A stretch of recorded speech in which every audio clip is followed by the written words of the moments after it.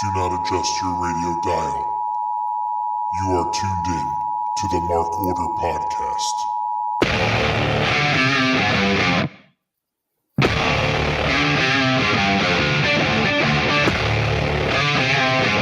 Join the Mark Order.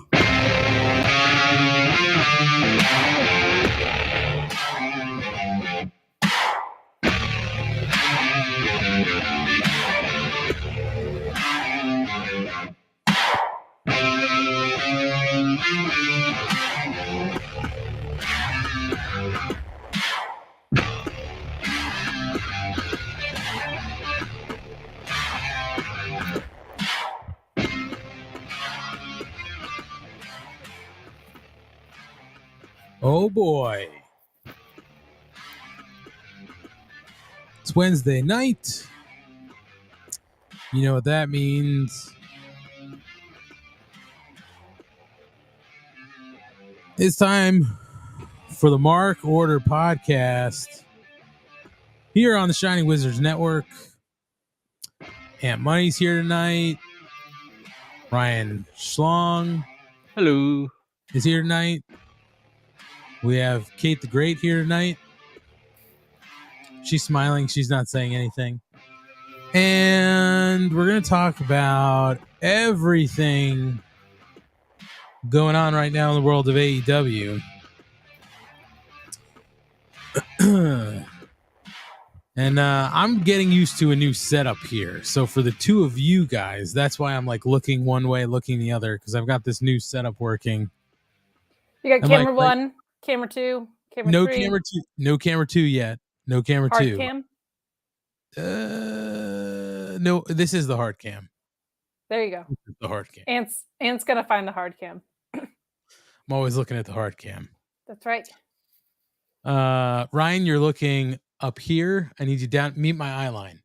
I'm at the hard. I'm looking at my hard cam. Meet my eye line. My cam is right there. It's an old sales trick. Look right here. Right. I never look right there. You should. So just so you guys know, the two of you. No, Ryan looks right here. Oh, that's right. A little First down. of all, you're doing it wrong. It was like this. It was way up in the grill. It's way creepy. That might be creepier than the captain. Nothing is creepier than the captain. That's right. That gives it a run for its money, though. I'm not gonna lie. That's true. I have to say this because I see he's hanging out in the chat. Kyle K. Sparks, I didn't forget about you. My life things got out of control. I didn't get to talk to you. I'll give you a call. I didn't forget about you. Wow. You forgot about him. It's okay. It's just it's the Jesse Ozog. Yeah, and you didn't. I was just gonna say, you didn't forget about Jesse Ozog stickers either. Listen, the two of you need to know something. I've got this soundboard now, so I can do fun stuff. I have you know what? You. That's right. Wow, and what the? I wasn't ready. We'll find it. We will, because I have other cool stuff too. Because, like what? Well, I don't know. I had a dream the other night, and somebody told me somebody went to Forbidden Door. Is that true? It is. I did. Who went? Kate? Me. You did? I did. See? Was at Forbidden Door, unlike Kate. It's in my name. Ryan, congratulations. Congratulations, Ryan. It's a big move. Crowds of people are very excited for you. It's true. And Kate's response is, Kate says she was at Forbidden Door. Here's what we hear. Yep. Sounds about right. What the heck, man? Sounds about right. That was Jay White trying to interact with Matt in Atlantic City more. That's a little...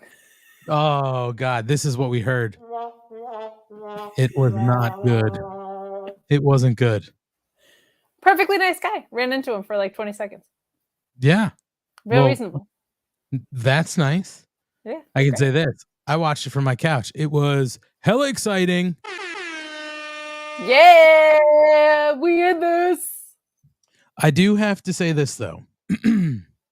Some of us heard Kate might have been at Forbidden Door. The FD. And I have to say this. I was watching Forbidden Door. Not going to lie, the day was a little long. The show went a little late, so I fell asleep. And I watched the end of it the next day. Seriously, guys, I got 3/4 through Kenny and Will Ospreay, and I didn't fall asleep because I was boring. I was so fucking exhausted. It happens.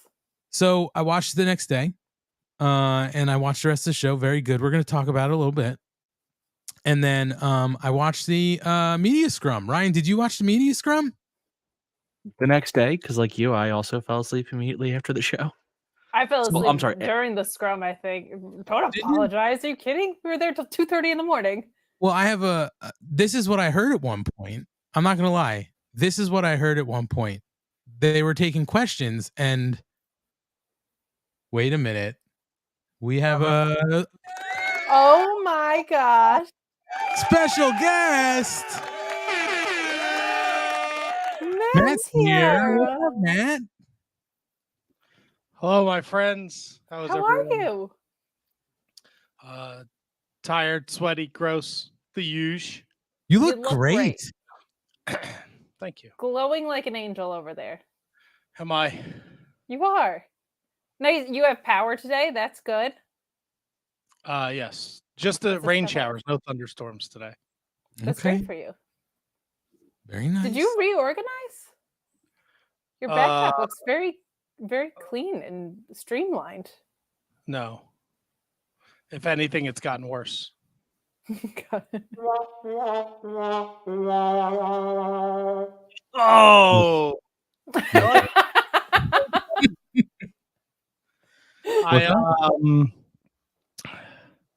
I got home and my wife was doing something and I know she has to go to bed soon. So I was like, ooh, I'm going to jump on and just say hi to these guys because it's been like forever. Hey, feller. I don't know what's going on with your hair, Matt, but I love the look. Seriously, that's not a joke. Your hair looks Got a great. little- I've been wearing a hat all day. Does have the wave to it. It's got the It wave. has like a Superman thing going on. Yes. I have the old in shape, out of shape Superman body too. Oh, really? The old barrel-chested superhero of the 19-some-aughts? Yeah, I'm just going to keep telling myself that. All right. I like your fancy new soundboard, buddy.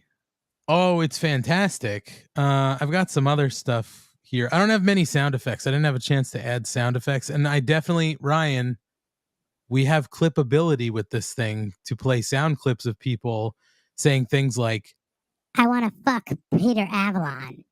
so Wow. that's a lot of fun. Wow. I look forward to it. Well, Matt, you I jumped see into it. the I perfect, raise it. Matt, you jumped into the perfect time. You I'm look sorry. forward to the clipping or to the Peter Avalon fucking? I mean, that's up to Kate. Why are those mutually exclusive is what I want to know.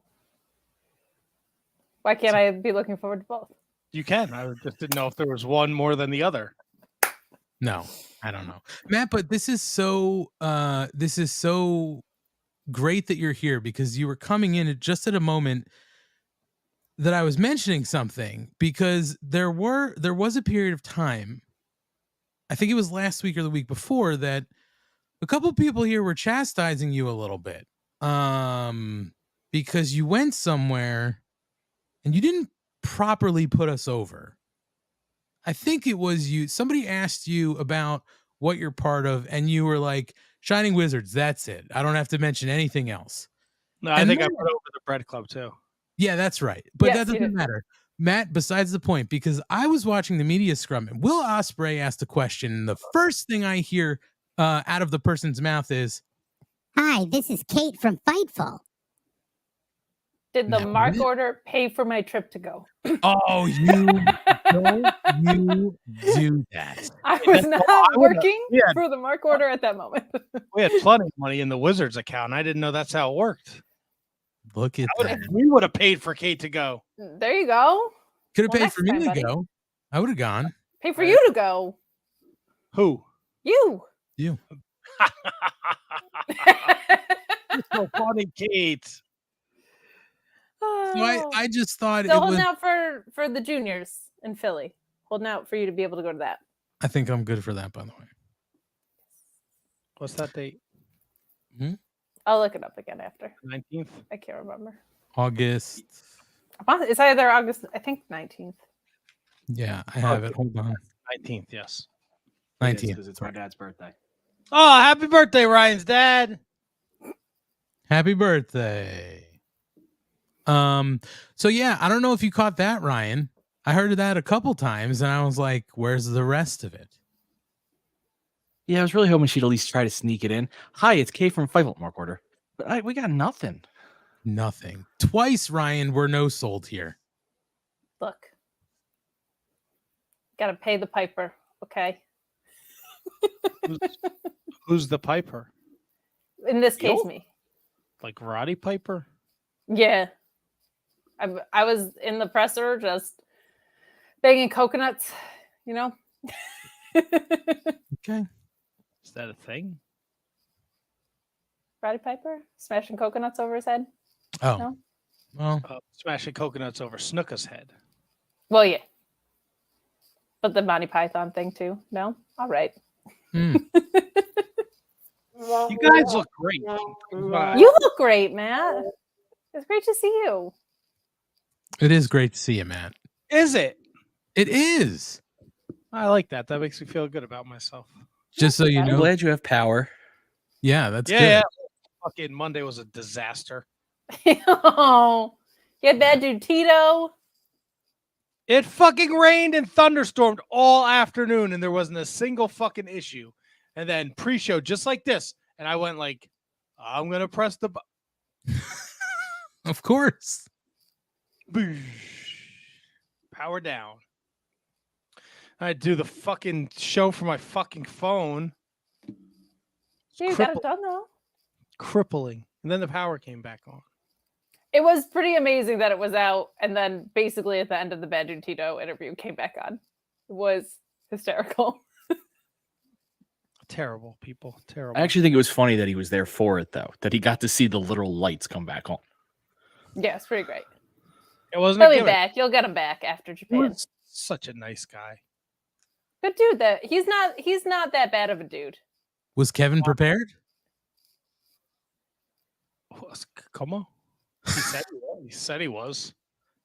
Well, that's what the Wizards are saying in the chat. I Good thing think- Kevin was prepared. I mean, him and Tony had a conversation, if you didn't listen Monday night, where he said he's wrestling the DKC. And Tony said, who's in that group? And Kevin said, no, it's just the DKC from La Dojo, not the LA Dojo. So, That's I mean, fantastic. I didn't realize it was out of Mexico. I'm guessing La Dojo. fucking no. How was Dynamite tonight? Do I have something good to look forward to? That was The medium. first match you do. Yeah. Medium? It was medium. I Weird. don't want to like speculate on people's health, but Adam Cole having been out and Britt Baker being out makes me wonder if there was a little bit of a COVID situation backstage. It might have thrown the cadence of the show off. But it was fine. It wasn't like a banger. But Ishii and Jon Moxley beat the fuck out of each other, so that was fun. That's not a surprise. Kate, did you have No. fun at Forbidden Door? I had an amazing time. I'm exhausted, but I had an amazing time. Did you drive or fly? I drove, and the drive back was during all the storms, so it took me forever to get back, which that part was grueling. But it's a really special event, and the crowd is like a different live experience than you'll get anywhere else, because there's people that are there to root for all their New Japan guys. There's people that are there to root for all their AEW guys, but like most people were just there to fucking cheer their asses off and watch great wrestling. Like it was kind of cool because they like played along with heel and face stuff. But I've never been at a thanks, Val. Val Stop. flying across the world. Have a safe flight, Val. Yeah, be safe out there. Be completely reckless, Val. Yeah, you know what? Go wild, Yeah, Val. See if you can open the door on the plane. Just see Oh, what happens. Just see what happens. Fucking plane ride from hell. Just fucking tear me up. Tackle a stewardess. Punch a baby in the face. Shit up. Fuck it up. Fuck it up. Yes.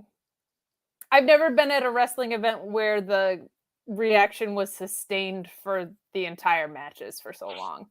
Like that was fucking wild. Like the amount like Tanahashi and MJF wasn't the greatest, but like the crowd was just going ballistic for the whole fucking thing. Like it was really, really, really fun energy in there. And then I kept saying, like, of the things that stood out on the card, like obviously Omega Ospreay, it was so electric and like a holy shit moment for the entire match. And then something, I don't even know how to quantify it, but like it switched to like this very like, the energy just got very reverent when it switched to Okada and Danielson.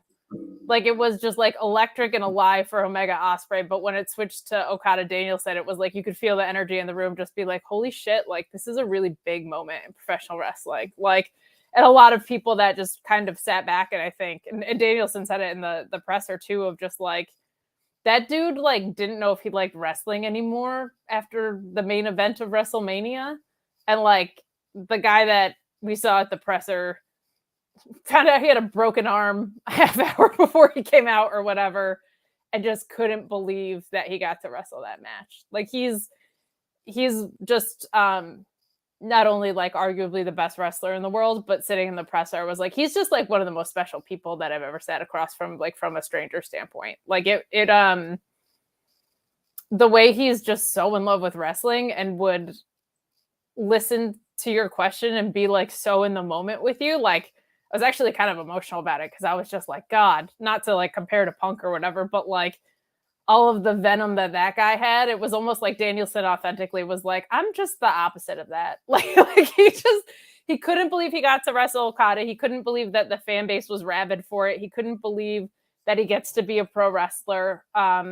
He spoke so delicately but soundly about the Tiger Driver spot because he got asked about it like 8 times.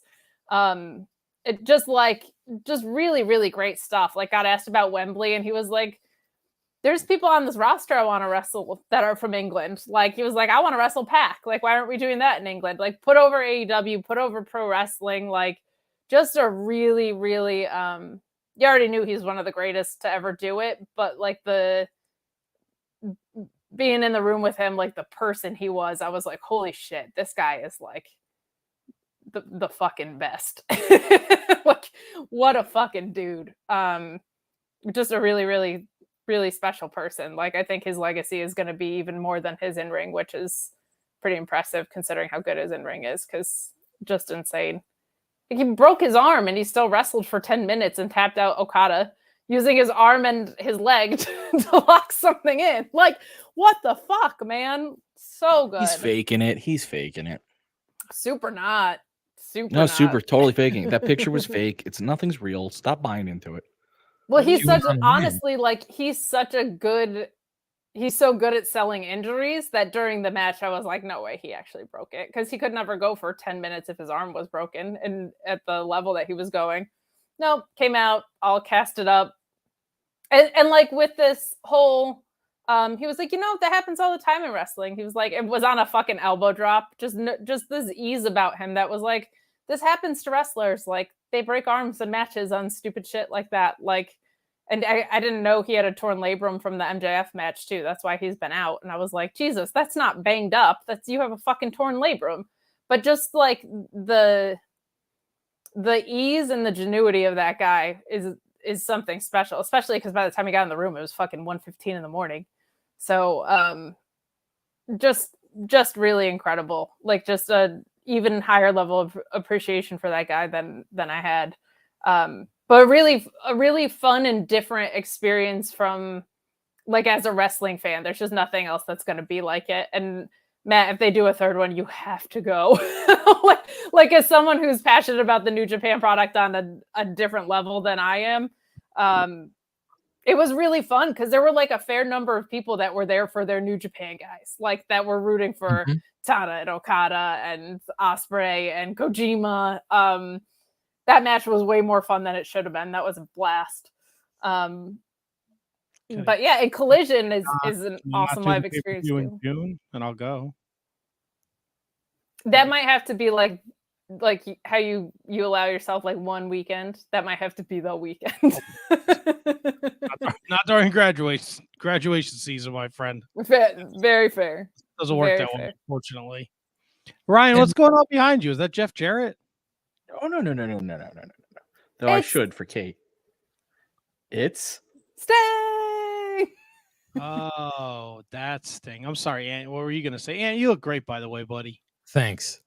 No, I was just gonna say it's good to hear Kate say that because that's how I felt about it last year too, and it was the first Forbidden Door. I think people were sort of like cautiously optimistic that it was going to be good, but the vibe in the building was the same. Like people weren't just there for AEW; people were there strictly for New Japan.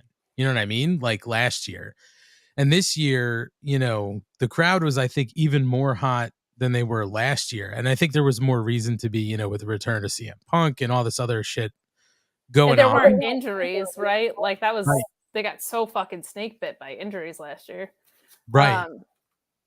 But Collision was a blast too. I will say this: the stage that they used for Collision and the stage that they used for Forbidden Door, which I think is the same one as Double or Nothing, that super tall stage makes a world of difference in the production. And I didn't even know I liked it that much.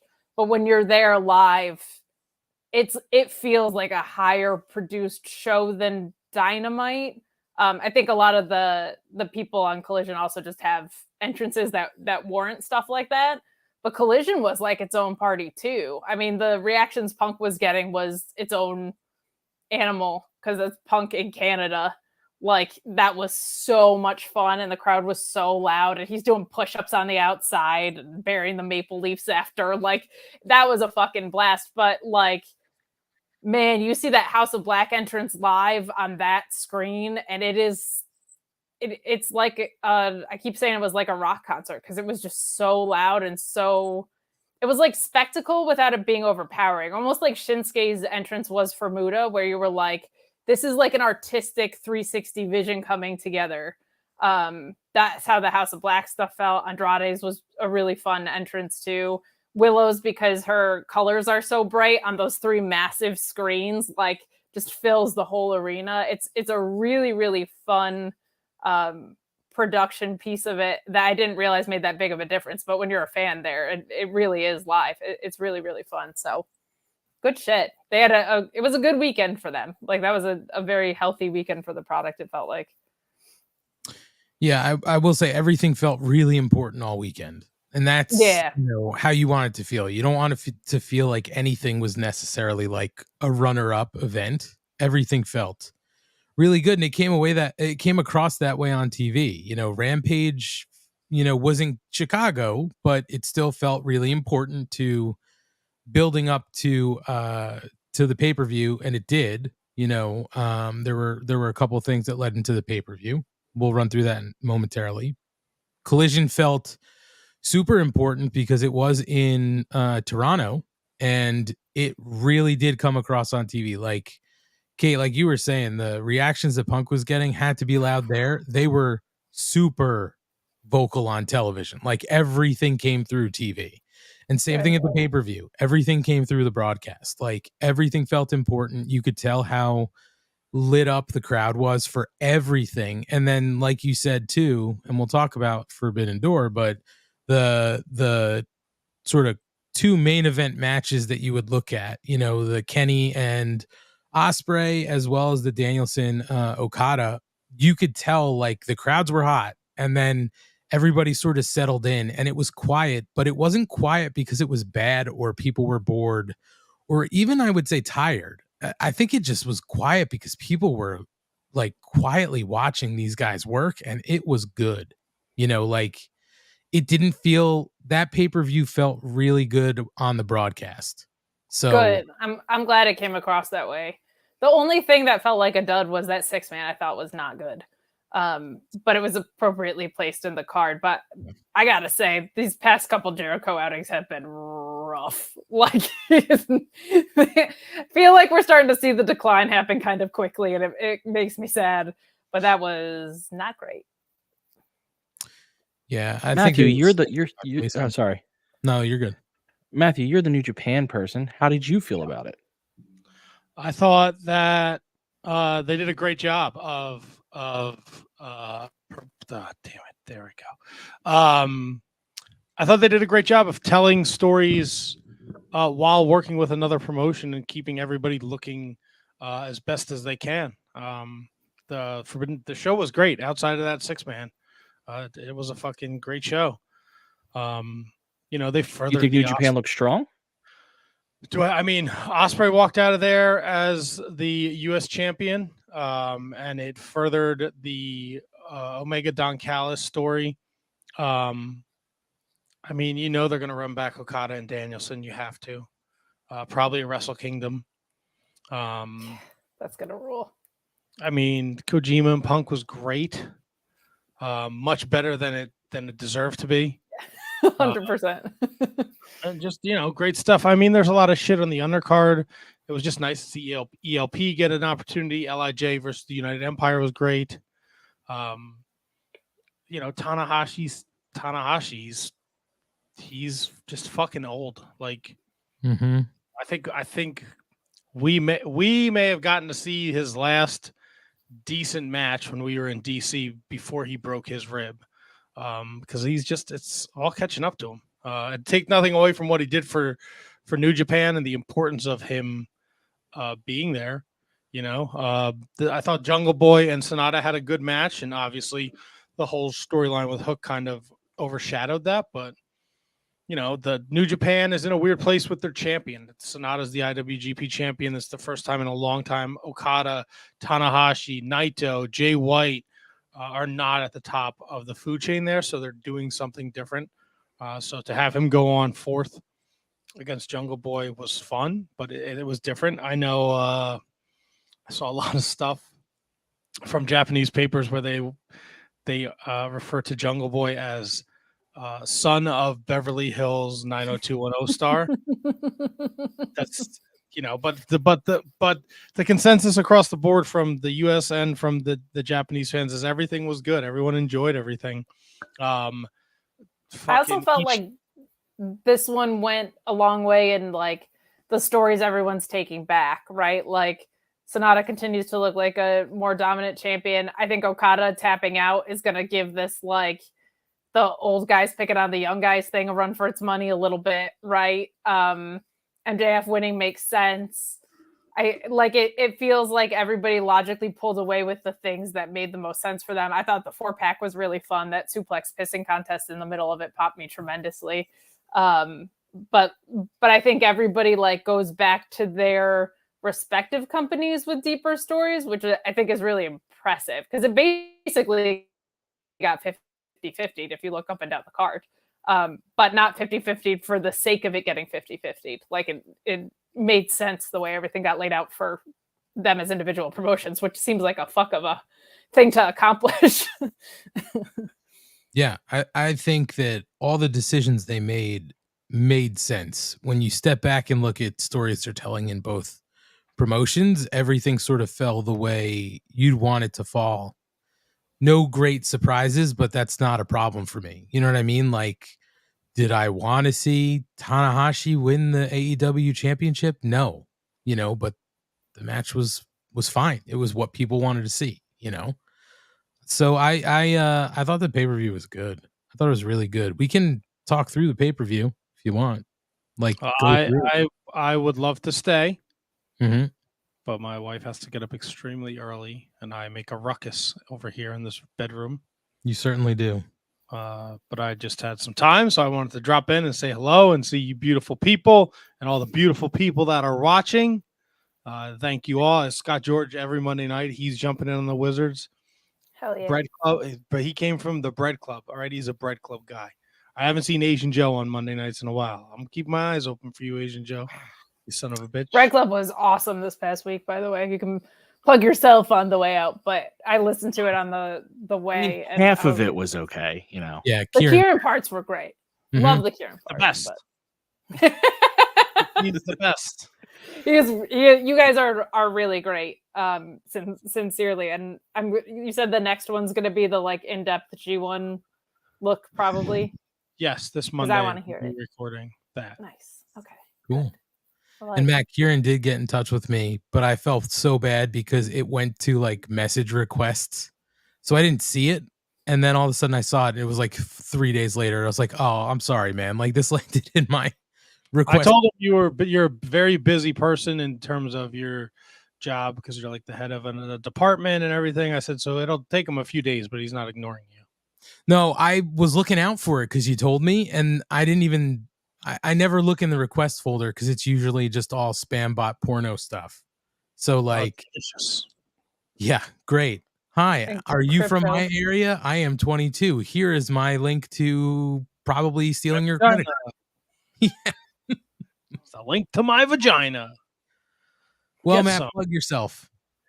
Oh, thank you. Done. Plug. Every Monday, the Wizards podcast. It's live. It's exciting. We just had Bad Dude Tito on. Todd Gordon in July to promote his new book for all you ECW heads out there. So check back July 24th. WWECW? No. Yeah, the good shit. Awesome. In all seriousness, before we continue, I just have to ask: because you are Fightful overbooked, have you and Joel ever talked about doing just at least a special episode where the two of you just rave about ECW? Because Joel loves ECW. I think the only time I've ever talked to Joel was On In Wednesday, the Weeds. the Weeds thing. I'm just saying, I've heard the two of you both say, well, I know for personally say how much you love ECW, and I've heard him say it over and over again. Like, the hell? You guys should just have one episode where you talk all ECW. That's extreme. But Monday, Wizards podcast every Monday night, 7:00. We're doing all sorts of. We got a wrestler's court where Tony's a judge. That's a new thing. We're doing PWI rankings. We're comparing different time frames and then deciding which is better. Obviously, down the aisle, Wizards Rewind. Can you beat that? All that good stuff. Every Monday night at Wizards podcast on social media. If you don't enjoy jokes and funny things and me just asking why Aubrey Edwards has a shirt, then don't fucking follow me because Or why wrestlers crap their pants. No, I want to know why you yeah. shit your pants. No, why do you shit your pants? How bad did When? Bad Dude Tito had a great pants shitting story. He really did. And he was a professional. He had a fucking gym membership lined up to shower, clean himself up. He had a friend. Good. He was prepared. He was prepared. That didn't seem like his first rodeo, much like you. No. He's like, I've been here before. I just want to be very clear with everybody. It's been over a year since I've shit my pants. All right. Wow. What? Tony shit his pants before me, after me. Tony shit his pants more than me. Other people in my friend circle have shit their pants multiple times. So I understand that I was given this stereotype of the pants shitter, but I am on record on June 28th at 10:49 p.m. East Coast time. It's been over a year since I've shit my pants. And I'm going to keep that going. No pants shitting for Matt. Matt shits his pants within a week. Nope. Oh, Now that you've said that, you're definitely going to be at the toilet tomorrow. I've been screaming it at the top of my lungs for forever. For the last 6 months. Matt, Yeah. we're really proud of you.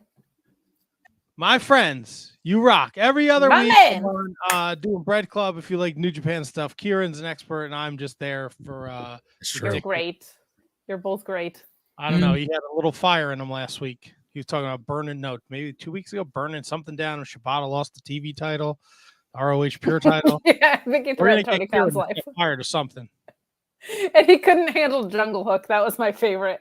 He was like, "What the hell is Jungle Hook?" He's a proper Brit. You don't know what a jungle hook is. All right. Well, you guys are great. Enjoy talking about Dynamite and Forbidden Door and Collision and Rampage and everything else that is under the AEW umbrella. I'm going to take a shower, see if I can watch Dynamite on demand. And that's all. I don't know how to leave because I haven't been here in such a long time. Hold on. I mean, It's still you know how to StreamYard. do this? Yeah, well, I got all fucked up last week. You're going to kick me out. There he goes. Millionaire Matt, ladies and gentlemen. Millionaire Matt. That was a Always nice a pleasure. surprise. Always a pleasure. Oh, man. So we've been talking Always a about... pleasure when he bothers to stop by the show he started. That's right. he, can't be bothered, but he does bother sometimes. So let's keep talking about wrestling. Let's go through the series of events that took place. Friday night, we don't have to go in depth, but some of this leads to Forbidden Door, right? So Swerve and the United Empire defeated Chaos, the True Chaos, I should add. Yes, of course. True Chaos. I mean, Sue wasn't there, right? So as true as it can be. I mean, she's got to make sure she's safe where she can run things, right? So she can't be in a parking lot at a wrestling event, or else, all hell will break loose. Very fair. Tony Storm cut a promo on Willow, setting them up for Forbidden Door. Adam Cole made an entrance, and MJF came out, and that's when Filthy Tom Lawler attacked, and we'll talk. Adam Cole had his match set up and then couldn't wrestle at Forbidden Door. So I should just say Forbidden Door 2, Adam Cole 0. He is losing that battle. Daddy ass in the let's see. Oh BD. my gosh. Hey all, hope you're doing well. First time posting live, and I'm the fist pumped That you fist bumped at it. Capital Collision. Oh, all right. Yeah. Was drunk and in a rush, so couldn't stay to talk. Sorry. See you all next year, maybe. BG, thank you. We've been trying to figure out who the hell was. You were like in a blitz. Well, it confused Ant so much in like the most delightful way. He was like, very confused. But what we were. After all BG, the I'm gonna be bullshit honest, I got about. Oh, Kate from Fightful, the big timer, the celebrity. Know who recognized me? 0 people. Know who recognized Ant? This fella. I'm going to be honest. Or Gail. I'm glad BG confirming he's real, because I wasn't sure. That is also not true. That weekend we had over-unders on everybody, and Kate, you met the over. The rest of us met the under. On Sunday, I did. You still beat the over. I'm sorry I'm so popular. Okay. Daddy Ass and the Acclaim defeated a couple of local talent, and then QTV's Harley Cameron came out and did a little singing thing. That was the moment that everything went viral for Anthony Bowens, because she said to Bowens, "I know you're into me," and he said, "I don't know if you see my gear, but I'm gay." And the crowd started chanting, "I'm gay." That moment went viral. A very cool moment for Bowens. I mean, just like unbelievable that that's something that gets said on TV and is met with so much support. And like, I don't even think 10 years ago you would do that, right? Like that's fucking awesome. I love that. Yeah. Could you imagine the way that he's gay chant would have sounded in like the Attitude Era or Ruthless Aggression? Oh, it would have been the most hateful, insulting thing in the world. Yeah. And in this one, it was super positive and super funny, because it was just like, you idiot. How do you not know? Right. It was perfect. And then we find out that one of the dancers is Johnny TV, aka John Morrison, for those who don't know. And he lays out Daddy Ass. He's the newest member of QTV, and he is officially there. So we'll get to see more Johnny TV, Johnny Nitro, Johnny Morrison. I don't like Johnny TV as the name. I'm going to be honest. I mean, I'm going to say this. We'll talk about what happened on Dynamite tonight, but I like the way it fits into everything. I kind of like it. True. Well, see, Ryan, it's like because of QTV, what he did. I think you're just but I just keep thinking of Mikey TV from, is it Mikey TV from Willy Wonka? You don't even know. It is Mike TV. Fucking job, Mike TV. That's what it He is a jobber. Shut your mouth. Swerve cut a promo on Tanahashi ahead of their collision match. Sky Blue versus Anna Jay in the first round of the Owen Hart tournament, and Sky Blue winds up winning, so she gets a hometown win. And then we get a promo package for CM Punk's 8-Man, and then Jungle Boy defeats Doki in the main event, and then Sonata comes out, and they stand tall in the ring. So I have to tell you guys this, and it does lead to Forbidden Door. Somebody in my household took notice in that moment of Sonata. We'll get to that in a little bit. Oh, really? That was Rampage. Okay. Does anybody He's got eclectic taste. We'll get into it. The most eclectic taste. My God. Truly. So yeah, I mean, Rampage was good because it did move things ahead, right? And that show didn't feel unimportant. It was a pretty good show. Moving to Collision, Kate was live in the house for this one. The lead-in from Rush Hour 2, by the way, fantastic. And funny story with that is I had the channel on right before Collision was going to come on. And Little Money was hanging out. And it was the end, and I just didn't even realize what it was. And then all of a sudden, somebody gets thrown out a window and lands on a taxi cab. And all I hear from the other room, because I'm not watching it, is, "What are you doing?" And I looked at what happened, and Anthony is just glued to the television. It's like, I didn't know. Anyway, Little buddy. he thought it was funny. Let's see. Judas hits the loudspeakers. We get to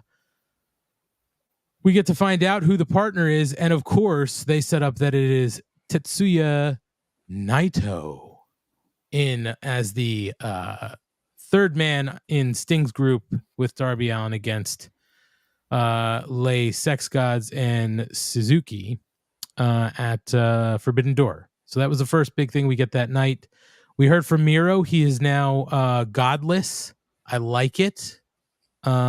He's also, it is weird though, he's rejected his hot wife. Why would you reject your hot wife? Right? I don't know.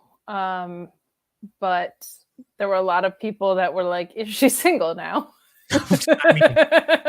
Like, you gotta, you're not rejecting her if she's, you know. A lot of fellers in media respectfully being like, well. Oh, free agent. So a nice promo from Miro. Swerve Strickland versus Tanahashi was up next, and Tanahashi defeated Swerve by pinfall. After the match, MJF's music hit, but of course he's not there, and he basically just runs a promo and says, you know, he doesn't want to watch a bunch of jabronis from Japan. That's why he also wasn't there. So we're building Brody King versus Andrade. Holy macaroni. What a match. Andrade does win via disqualification. But then the heels are able to put the boots to Andrade because Buddy Matthews caused that disqualification.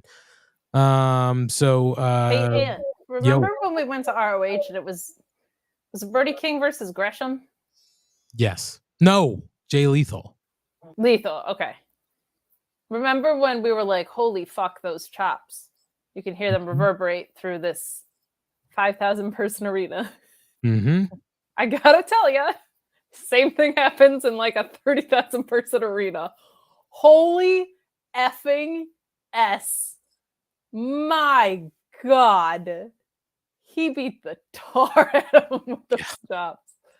Yeah. Really good stuff, though. A really, really, really, really fun match. But that House of Black entrance live, man, I hope we get them in Newark so you can see how special that looks with the arena setup that they have. It's incredible. Yeah, you know, we also, like, we know what we're going to get out of Brody, right? Like, you know what you're going to get out of him. And we saw Andrade return last week, looked good. He looked really good in this match too. And this could have been one maybe where there was a little bit of this clash of styles, you know, because Brody's just so big. Man, Andrade looks great. That's all. I mean, he looked really good. That match looks super violent, you know, like, I mean, Andrade looks great. It just shows you like how much you might not have realized you missed him, but this match was fantastic. I mean, I just thought it was all great. And clearly, you know, House of Black is not done with Andrade. So no, I think he'll have his friends come in, right? That'll be the next move. But I was thinking about that with Andrade too, Ant, because I think because he has any size to him, when he would face luchadors, he would lean into it a ton.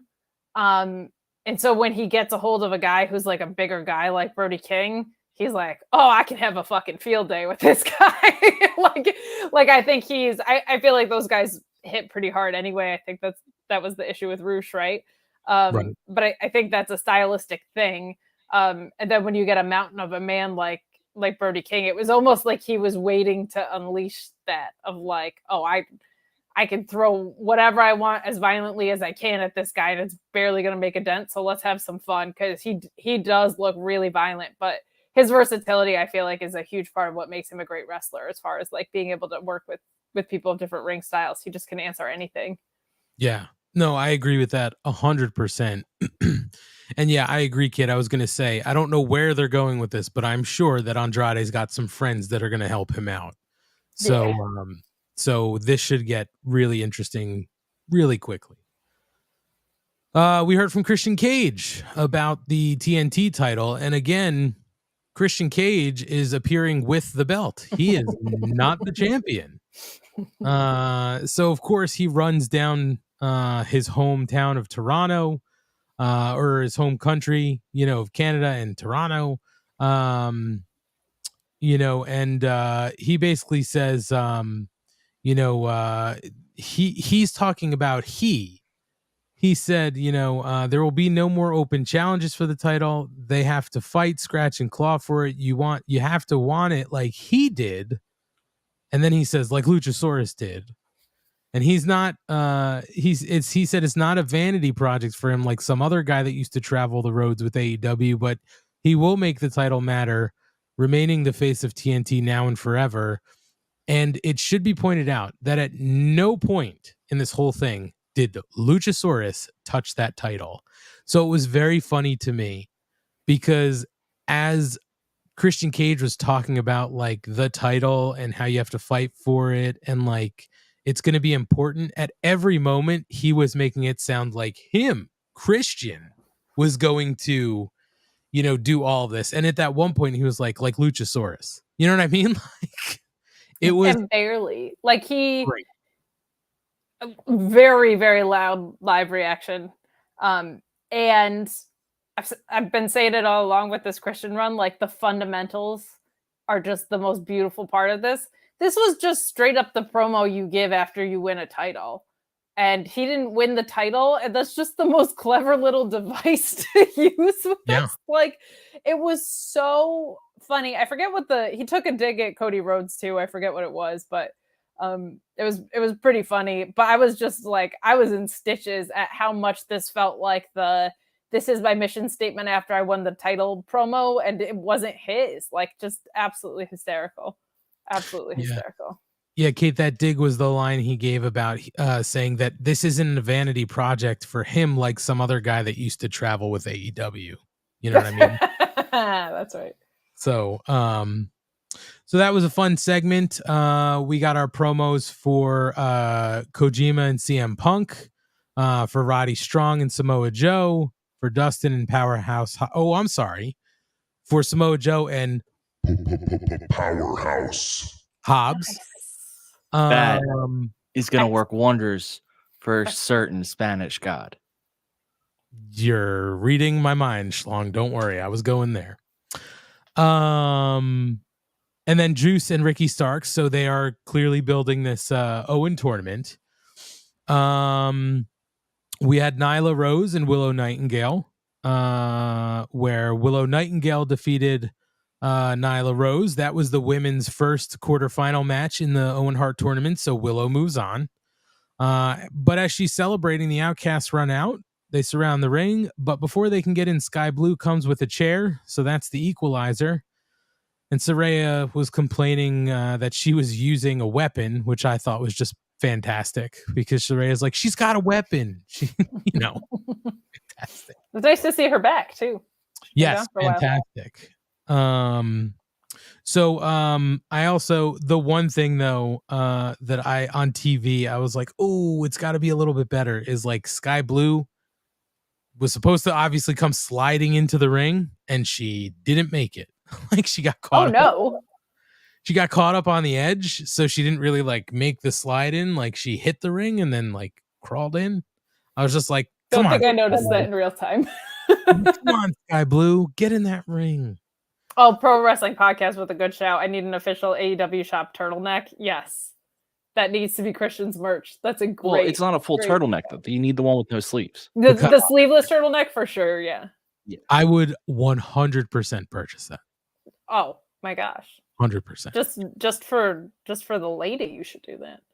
I mean, it'll work. It will work. We know that. We did get a promo from Scorpio Sky, so this is the first time he's being interviewed, and he said, he did watch the video of his accomplishments, and it should have made him feel good, but when he finally got his break in wrestling, he wasn't ready for it. Now he's ready, and he reintroduced us to him, one of the faces of Revolution, and that he accomplished a lot while being a shadow of his true self. But now he's back, and we're going to find out who he really is. Snap, camera, black. I kind of like the finger snap thing. It's pretty great. I like it. I saw mixed reactions online, and I was like, I like it. No, I'm in on the finger snap. Yeah. Sometimes I wish I could do that, and then like Schlong goes away. Let's try Let's try it. Yeah. Ready? 1, 2, snap. Ooh. See, that's a whole lot of fun. Wait a minute. How do we get him back? Damn it. Maybe if we snap. What about Z snaps? Oh, Z snaps will bring him back because it's almost like a zig ah. Go ahead. Try it. You try it. No? Oh my gosh. Maybe I need to say it. Really, really, really want a zig. Ah. There it is. Okay. Found it. We found it. Okay. I guess that's the formula? Okay. Yeah. I needed the whole thing. It makes sense. Story It track. should be whatever the opposite of a snap is would bring him back, but That would be just a clap. Right? You What? have snaps. And then you have claps. I don't want to have to applaud. Well, Oh, you don't you have have a to. You thing can press now. a button and make it applaud. Yeah. Oh, that's true. That's too much cheering. I don't like that. No, Rob that's Humphrey not raising a good. great point, though. We don't want to accidentally summon the captain, so we gotta No. make sure the recipe's right. You know what I mean? Yeah. Never We far bring away. the wrong person back. Oh my That god. would No. be- So guys, If only we after could bring AEW Dark back, you know? oh, You know what? I'll have you know that is in a playable arena on Fight Forever. Is it really? Yes. So you can try to cricket me all you want, and it's not going to work because I am thrilled that Well, I then get to make up my own dark matches now on Fight I Forever. also did not know that the exploding barbed wire death match is random. You don't get to choose whether or not it's a dud. It just chooses for you, and I think that fucking rules. yeah, that is pretty great. I haven't So done that excellent. yet. Pretty great. We did get a match out of Powerhouse. Hobbs versus Jeremy Prophet. R.I.P. Clearly. Jeremy Prophet. Thank you. Clearly that was not going to be a good night for Jeremy. It was not. And Hobbs won pretty quickly. They do some final promotion, and then we get our main event. CMFTR and Ricky Starks, versus Bullet Club Gold and the Guns. So cutting to the end of this, I'm so sorry, Kate, but Bullet Club Gold and the Guns defeat CMFTR and Ricky Starks via pinfall. But there are some shenanigans, as sometimes happen with BCG and the Bang Bang Gang. Gang. But what I found very interesting was that after the match, the celebration is happening, and the Guns put up the finger guns and connect with BCG. So I don't know if anything was officially said, but I think that's all one faction now. I believe that is the clincher, right? Here is the clincher. I think you are correct in that. Listen, I don't have a problem with it. I thought the Guns looked okay in this match. And that's not just they looked okay. I thought they looked good. They fit in. And the main event was fun. Kate, how did it look live? Because it looked good on TV. Austin Gunn does not look good. Or I'm sorry, Austin Gunn does look good. Colton Gunn does not. Kate, this is for you, Kate. Oh, thank you. Greg Cherry's one of his videos has 69 views. Nice.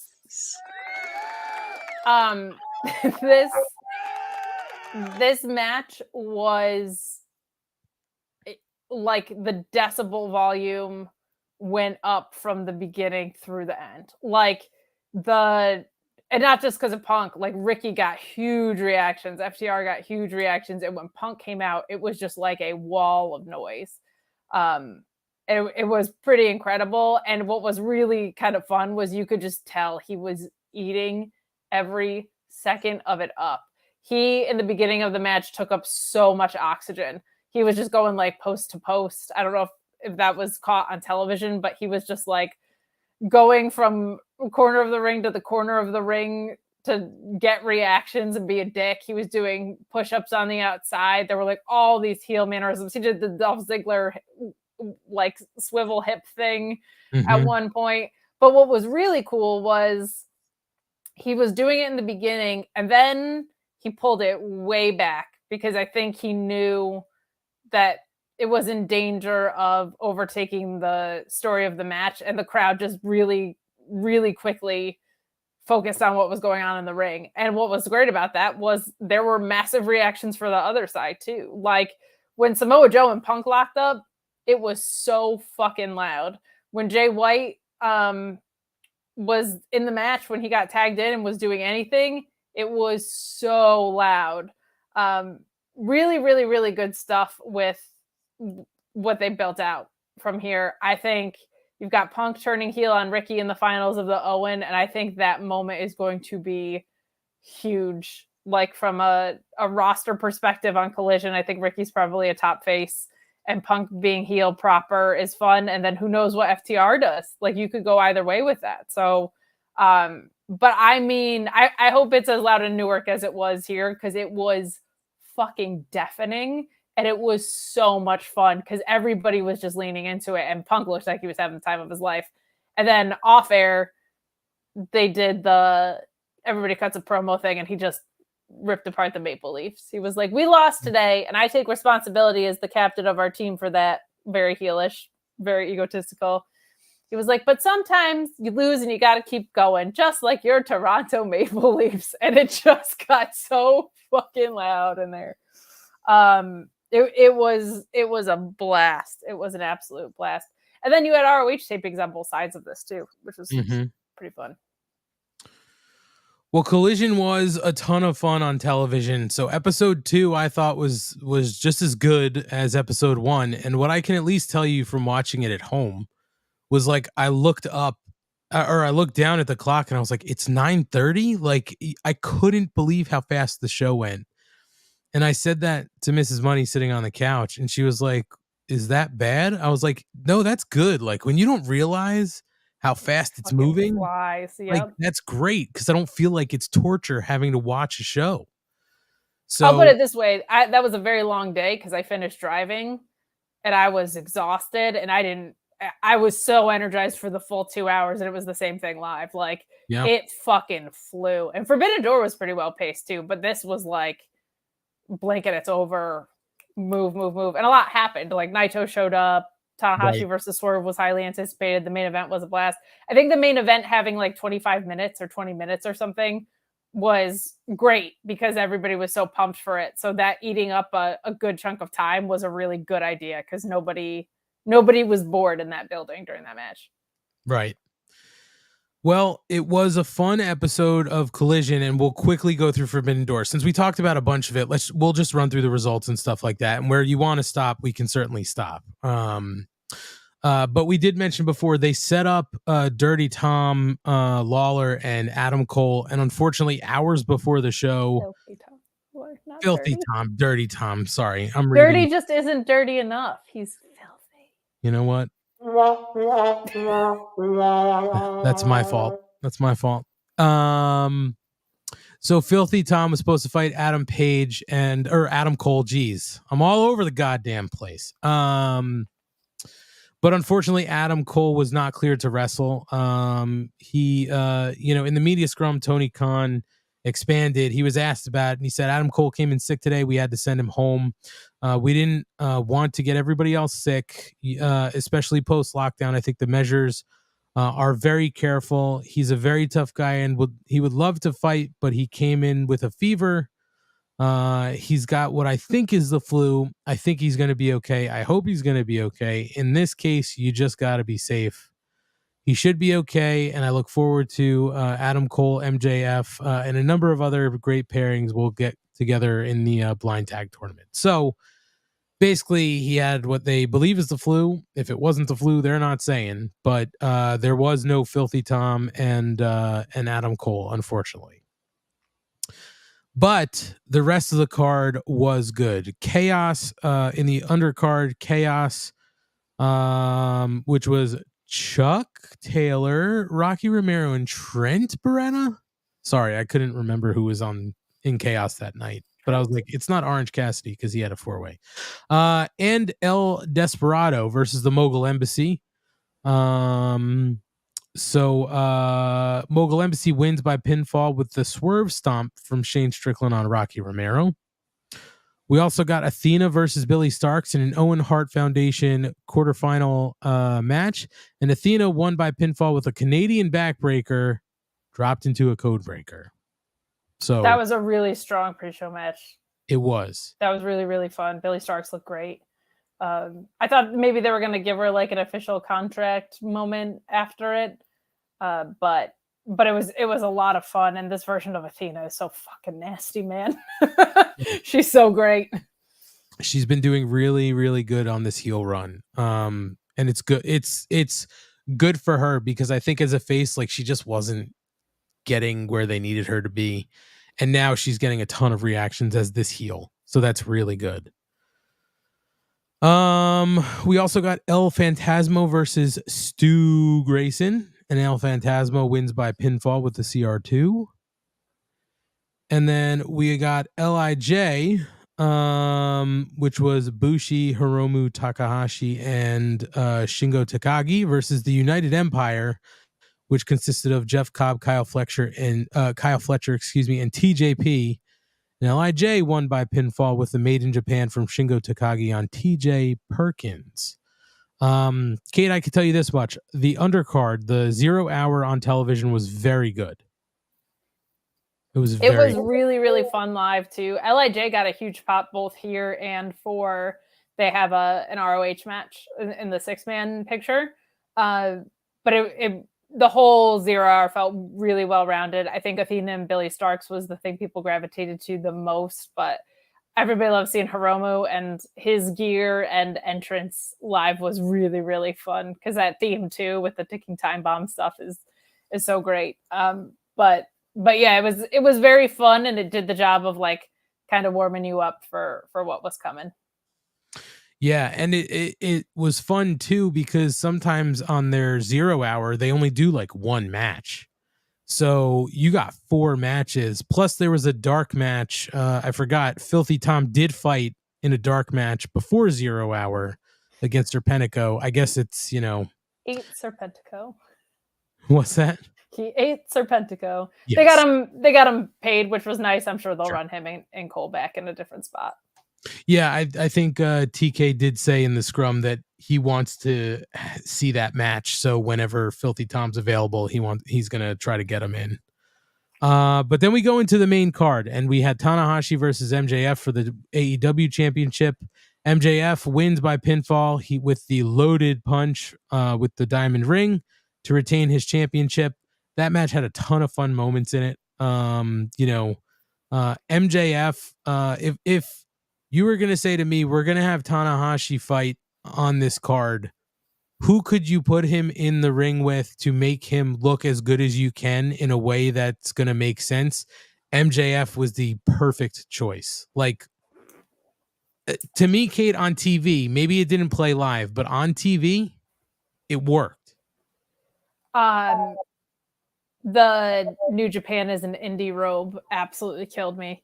Fantastic. Hysterical. Crowd was really, really hot for the whole thing because MJF people are loud, passionate people, and Tanahashi people are loud, passionate people. So for the first match of the card too, this really succeeded. it wasn't, from my understanding, the people on the New Japan side of things too were very impressed by MJF, but this is like, it's kind of hard because you're watching the back nine of Tanahashi now, and like this didn't fully click in, I think, in the way people wanted it to, and it's a little bit on Tanahashi right now. I don't know if he's just like banged up, or shit catches up with you. With this shit hurts, I'm told. So it's I thought they did as good of a job as they could, but it was weird to see the ace of New Japan feel like MJF was carrying him a little bit at parts of this. But a really fun match, and still a really great match. I think the bar with Tanahashi is just so high. But it was a blast. It was really, really fun. MJF's entrance was so great. Everybody's where I keep saying that, but it is really fun visually with those screens. Like, it's when you see the Burberry plaid on these enormous screens and him come out in that absolute dickish gear. Very, very fun. Very, very fun. And God bless Bryce Remsburg for catching most of MJF's dirty tricks. It should also be noted, Kate, on TV, the commentary did make mention. I don't know if you saw this on social during the event, but I think 5 minutes, like 10 minutes into the match, commentary goes, MJF just had a scheduled tweet go out that says, by this time I have beaten Tanahashi. So it was just really fantastic to sort of tie all that heel stuff together. But yeah, I mean, to your point, Kate, Tanahashi's at the end, right? He's closer to the end than the beginning. And it's just, he's hard to watch because it's hard to watch him move.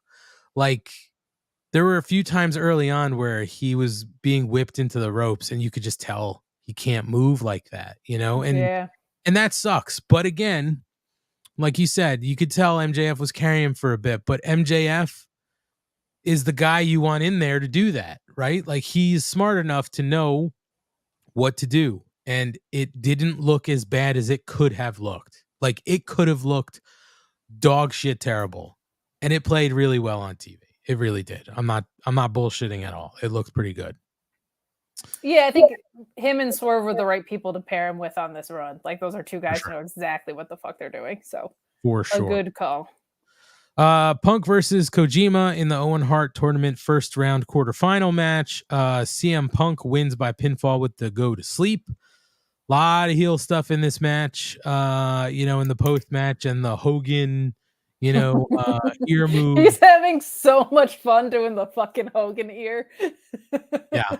But I will say this, Kate, because this wouldn't have come across obviously live. You can't hear commentary. More than Saturday night. On Sunday, commentary was definitely calling out the fact, or they were making mention of the fact, that the reaction to CM Punk was much different than we saw last Saturday in his hometown. So I'm sure part of it was like, hey, we've got to maybe, I'm going to say damage control, but that's probably not the right term here. But they were probably like, we've got to say something about this, right? We've got to call attention to the fact he's getting booed and he's not getting cheers like he did a week ago.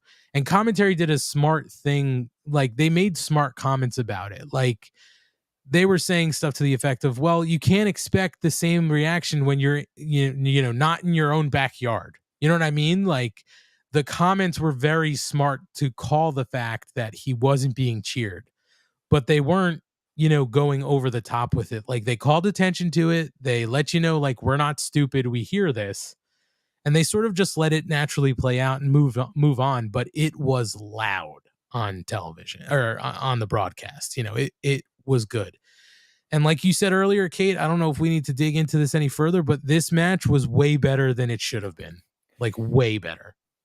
I feel like the heel reactions from Saturday into Sunday escalated, and I think it's because Punk is doing more heelish stuff, and he's in Kenny's backyard, and he's against Kojima, who is so beloved. As much as he loves bread, people love Kojima. which is a lot. And the corner spot with the lariats had me howling. That was so funny. But this match should not have been as great as it was. But it really, really, really was such a blast. It was cool to see the Anaconda Vice get broken out too. He hasn't used that a ton in the AEW run, but it looks really good when he can lock it in properly. And of course, the spot that everybody was talking about, the elbow drop to the cock. Yambag City.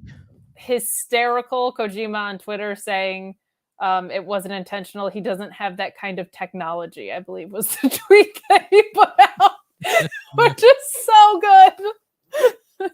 Just really fun stuff. A really good match. We did get the promo for All Out Weekend. It's going to be in Chicago. They're going to run it back at the United Center.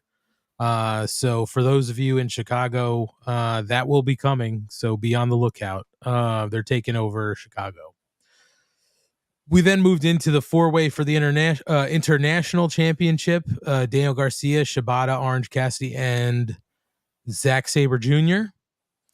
And Orange Cassidy winds up coming out of this with the win. He steals it with a mousetrap on Daniel Garcia to retain the international championship. Even though Shibata hit the PK, Orange Cassidy comes in to steal it. And post-match, Shibata and Cassidy are having their moment of good sportsmanship and all this stuff. But you could clearly tell nobody is over this. Zack Sabre Jr. did not like this. Shibata didn't necessarily love it, but it looks like everything was sort of all good between them. And clearly Daniel Garcia is not over this. So a fun match. I wouldn't have hated if they took the belt off Orange Cassidy and maybe did Daniel Garcia, but this is good.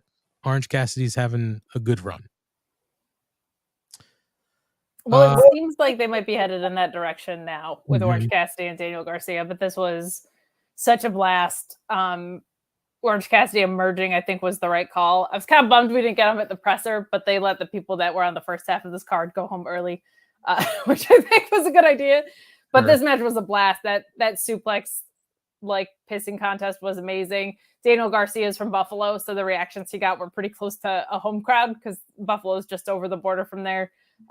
His dancing spot is just incredible, and I'm very vocal about my feelings on ZSJ, but never more in stuff like this does a wrestler as logical as him not completely shine with, like, making sense in a very chaotic match. Like when you have 4 guys in there and you have someone that is as opportunistic and logical as Zack Sabre Jr. is, that's a really, really, really helpful thing.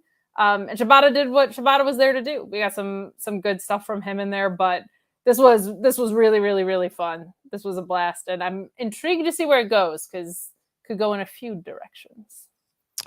Real quick, my best friend Jesse Ozog, glad to see you here in the chat. Hi, Jesse Ozog. Hello. Good to see you. Jungle Boy Jack Perry and Sonata was up next. And Sonata wins by pinfall, Sonata wins by pinfall. Sorry, for a minute I thought I said Shibata. I often do that. The names are so similar. Sonata wins by pinfall with the moonsault, retaining the IWGP World Heavyweight Championship. Post-match, Hook helps Jungle Boy out of the ring and up the ramp, and they're sort of having their moment, but Jack stops at the base of the stage and takes Hook out with a lariat. And he grabs the FTW championship, throws it at Hook, and thus starts the heel turn for Jungle Man Jack Perry. We will talk about that because we get some more of that on Dynamite. But side note from the wrestling for a second, this is related. So I took the moment during this match to turn to Mrs. Money on the couch. And as I often do, I play the game. Did you go on a date with Sonata? What do you think of Sonata? How we doing? I got a resounding yes on Sonata. Wow. I get it. And the reason that I mentioned it when we were talking about Rampage is that she said to me, "Oh, I noticed him on Rampage when he came out in the suit and the glasses." I was like, okay. Well, well. Mrs. Money is cross promotional. She has opened the forbidden door to her heart. So, has she seen young Minoru Suzuki that looks like Sonata? No. But I will say this, kid. There's another. We'll talk about another moment later. But I've asked about Zack Sabre Jr. because I felt like I was honing in on a trend, like tall, sort of lanky, fit. Sometimes she's mentioned like, "Ooh, this like." We were watching World Cup or something. She's like, that guy's good looking. I'm like, okay. Some of these guys have soccer player builds. So I'd be like, Zack Sabre Jr. No on Zack Sabre Jr. Not into the gangly vegans. I was told it's the hair. Has she seen brunette Zack Sabre Jr.? Listen, I'm not going out of my way to show all you these should. photos. If you were a good husband, you would. I guess I would. But there's another moment later I will bring up. But this match was a lot of fun, and I'm okay to see where this heel run with Jungle Man goes. And I actually think it's a perfect way to start it with Hook. I really do. Because Hook is super over. So if you really want to make somebody a heel, have him take out somebody who's as over as Hook, right? I say hair versus hair match. Because either of those guys losing their hair is detrimental.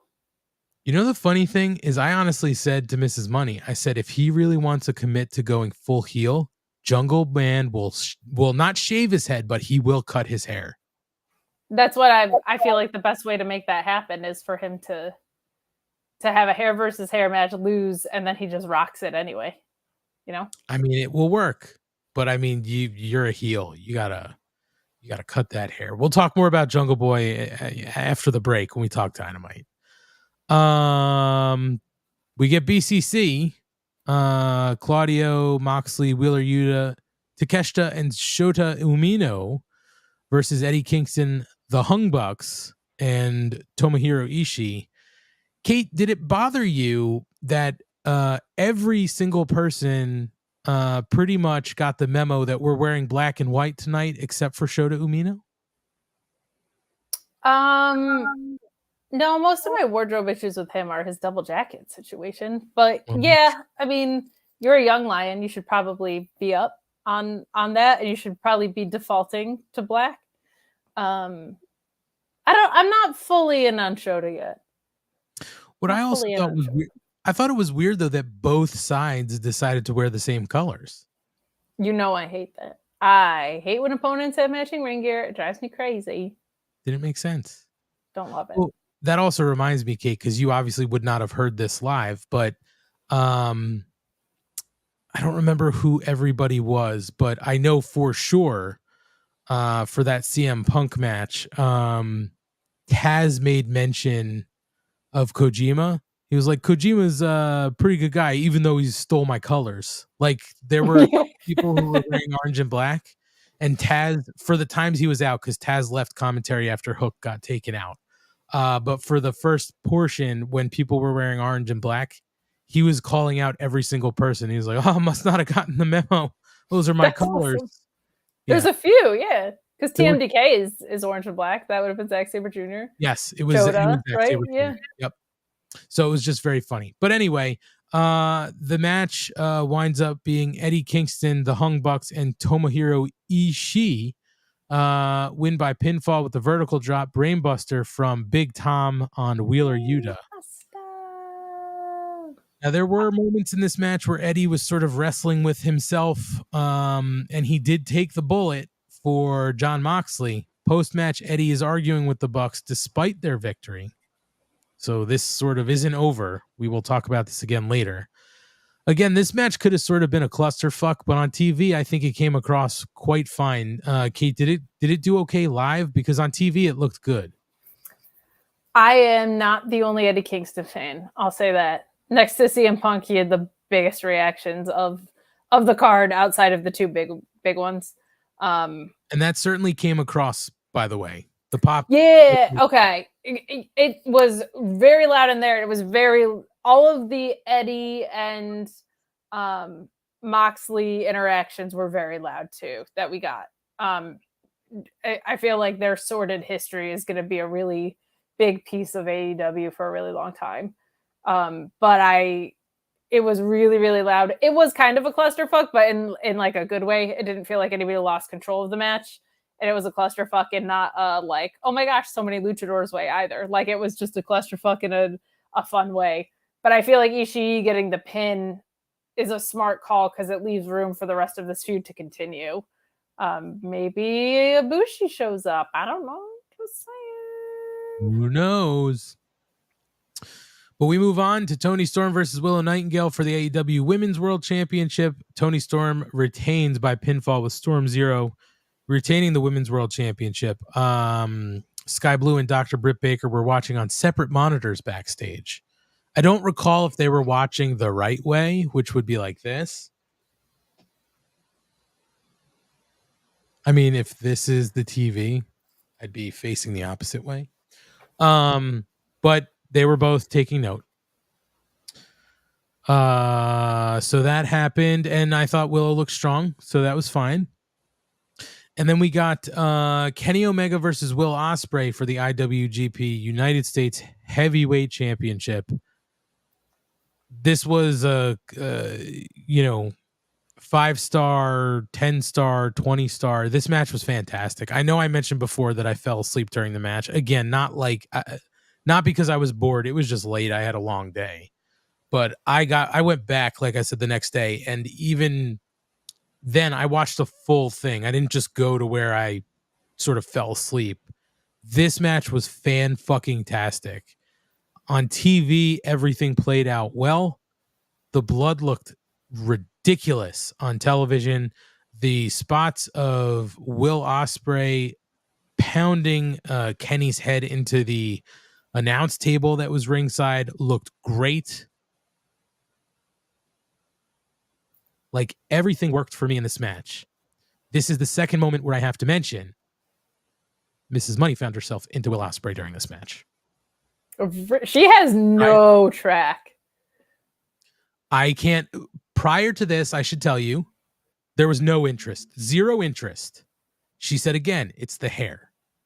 I was like, it's sort of weird, but I guess I get it. Do you know the moment that did it? The Tiger Driver? Licking Kenny's blood off his arm. Sorry, everyone in the arena went, oh, at the same time. Well, somebody on my couch was going, ooh. Well, it's not gasoline wielding with blood running down your face, but no, that's true. But anyway, I think most people know this, but Will Ospreay did win by pinfall, with the Stormbreaker becoming the new IWGP US champion. What a great finish to this match. The one-winged angel, Kenny Moot, kicks out at 1. Brilliant. Awesome. We had to sort of resort to Don Callis, who had been thrown out, coming back, passing off the screwdriver, and then using it and hitting Stormbreaker, twice on Kenny? And of course, on commentary, they were talking about the fact that he dislocated his shoulder with this move, so we're not sure if he's going to be able to pull it off. And he did it twice. It was top to bottom for me, a fantastic match. There was a lot of good stuff on this card. The main event was really good too. This, for me personally, was the match of the night. And I think commentary on this one, Kate, if you haven't watched it, go watch it on the broadcast, because commentary did a great job with this match and the main event. And honestly, all night, I think they did a good job. But this match especially, I mean, Ryan, you watched this. Would you say more than any other match, even the main event, I think commentary was really laying in like all the intricacies of sort of this feud and what was going on? Well, the best commentary of all night was when Taz got pissed off at Jungle Boy for hitting Hook. So let's just establish that was top. Very fair. But from there, yes, they knew how to call this match. You had the best people to do it. You had Excalibur, Kevin Kelly, and I'm blanking on the third. But they knew what they were doing. How dare you, sir? It was the voice of your childhood. It was Tony Schiavone. You're right. Sorry. Because truthfully, in this match, it was Kevin Kelly and Excalibur. Like, they were the two that were like, they told the story. They did what a good commentator is supposed to do. They told the story. They filled in the gaps of the story of the match. And it was, you're right. I think the Okada Danielson one was still very good. Yes. But I think kind of like the audience in place, I think they almost didn't want to overcall it. I think they felt a little more reserved in it. Like, don't go too far because you have a chance of overstepping. Like Omega, and plus Omega and Ospreay was so fast paced that you could be that type of commentator. Whereas Danielson and Okada, rightfully smartly, slowed their match down to a much slower, which I think made the commentators take a step back. Yeah. Also, there's more story here, right? Like, realistically, this match felt so different than their first one. Truly just art from front to back. Every moment seemed so intentional and story driven. The Canadian flag shit popped me huge. Like, you could see at one point HBK. Oh, it was perfect. He did the nose pick. That it was great. There was one point, I don't think it was on camera, but you could see Will Ospreay turned because he was gonna break. Like, he saw this little kid and was fucking with him, and you could see he like pretty violently turned his head because he was just like laughing at this kid's reaction, which was a really kind of like sweet moment. But you just knew that you were watching one of the best matches ever to happen, and I can't wait for them to run back a third. I don't know how you beat it, but I said, how do you do a second one after the first one? And these two did, right? The near falls, I mean, the amount of I've never heard collective gasps in an arena so much. Like, and people just couldn't believe that Kenny lost in his hometown. Like, it was really, really, really fun. Losing in your hometown heat makes sense if it follows you to the next one, and this one obviously does. I think Will Ospreay winning the title back is a really, really good thing for the New Japan side. I think they need it. They need someone who's going to be defending around there. Ospreay having it is just a good call. But this match was just impeccable from front to back. My only qualm with it was they ejected Don Callis from ringside, and he just hung out there anyway. They tried to kayfabe that. It just wasn't a great explanation. Yeah. Because I forget what commentator said. It was like, oh, he's going to get fined for this, but I guess he just doesn't care. Yeah, I mean, it's a rough. I'm agreed. It's a rough explanation. Yeah, it wasn't great, but that added an extra layer to this whole thing. Like, that just was perfect in sort of the way that everything wound up playing out, right? Like, it just, like, if that never happened to this match, if Don Callis was never involved in this story, this still would have been an amazing match. And then that added layer just sort of like pushed it one more level. Like, and it didn't even need it. That was the incredible thing to me. You know what I mean? I wish they had come out tonight and been like, Don Callis is suspended for 2 weeks and he's been fined some fake but high amount, because that way it gives consequences to that, and now you won't kill the kayfabe of any time someone gets kicked out. Why don't they just come back? You've established that you have to be willing to suffer the consequences, and in this case, he felt he was. So there's, they should have just done that. It wouldn't have been perfect for the night, but in the long term would have solved what that was. I also appreciate it from the fact of, like, he's building his own Heenan family, right? So him being out there, Will Ospreay being in United Empire and knowing Aussie Open is signed, that just adds interesting layers to things. But what a work of art. Kenny kicking out of his own move, being the first to kick out of his own move, was great. Will Ospreay hit it perfectly too. That's not the easiest move in the world. But just unbelievable work, and a match that will be revered for a long time. You look at Kenny Omega's history of matches, and you look at what he did with Okada, and you look at what he's doing with Ospreay. It's just unbelievable how much this guy has given to the industry in his time here. And just because we mentioned commentary, I do feel like I should mention again, Kate, if you go back to watch it, definitely will.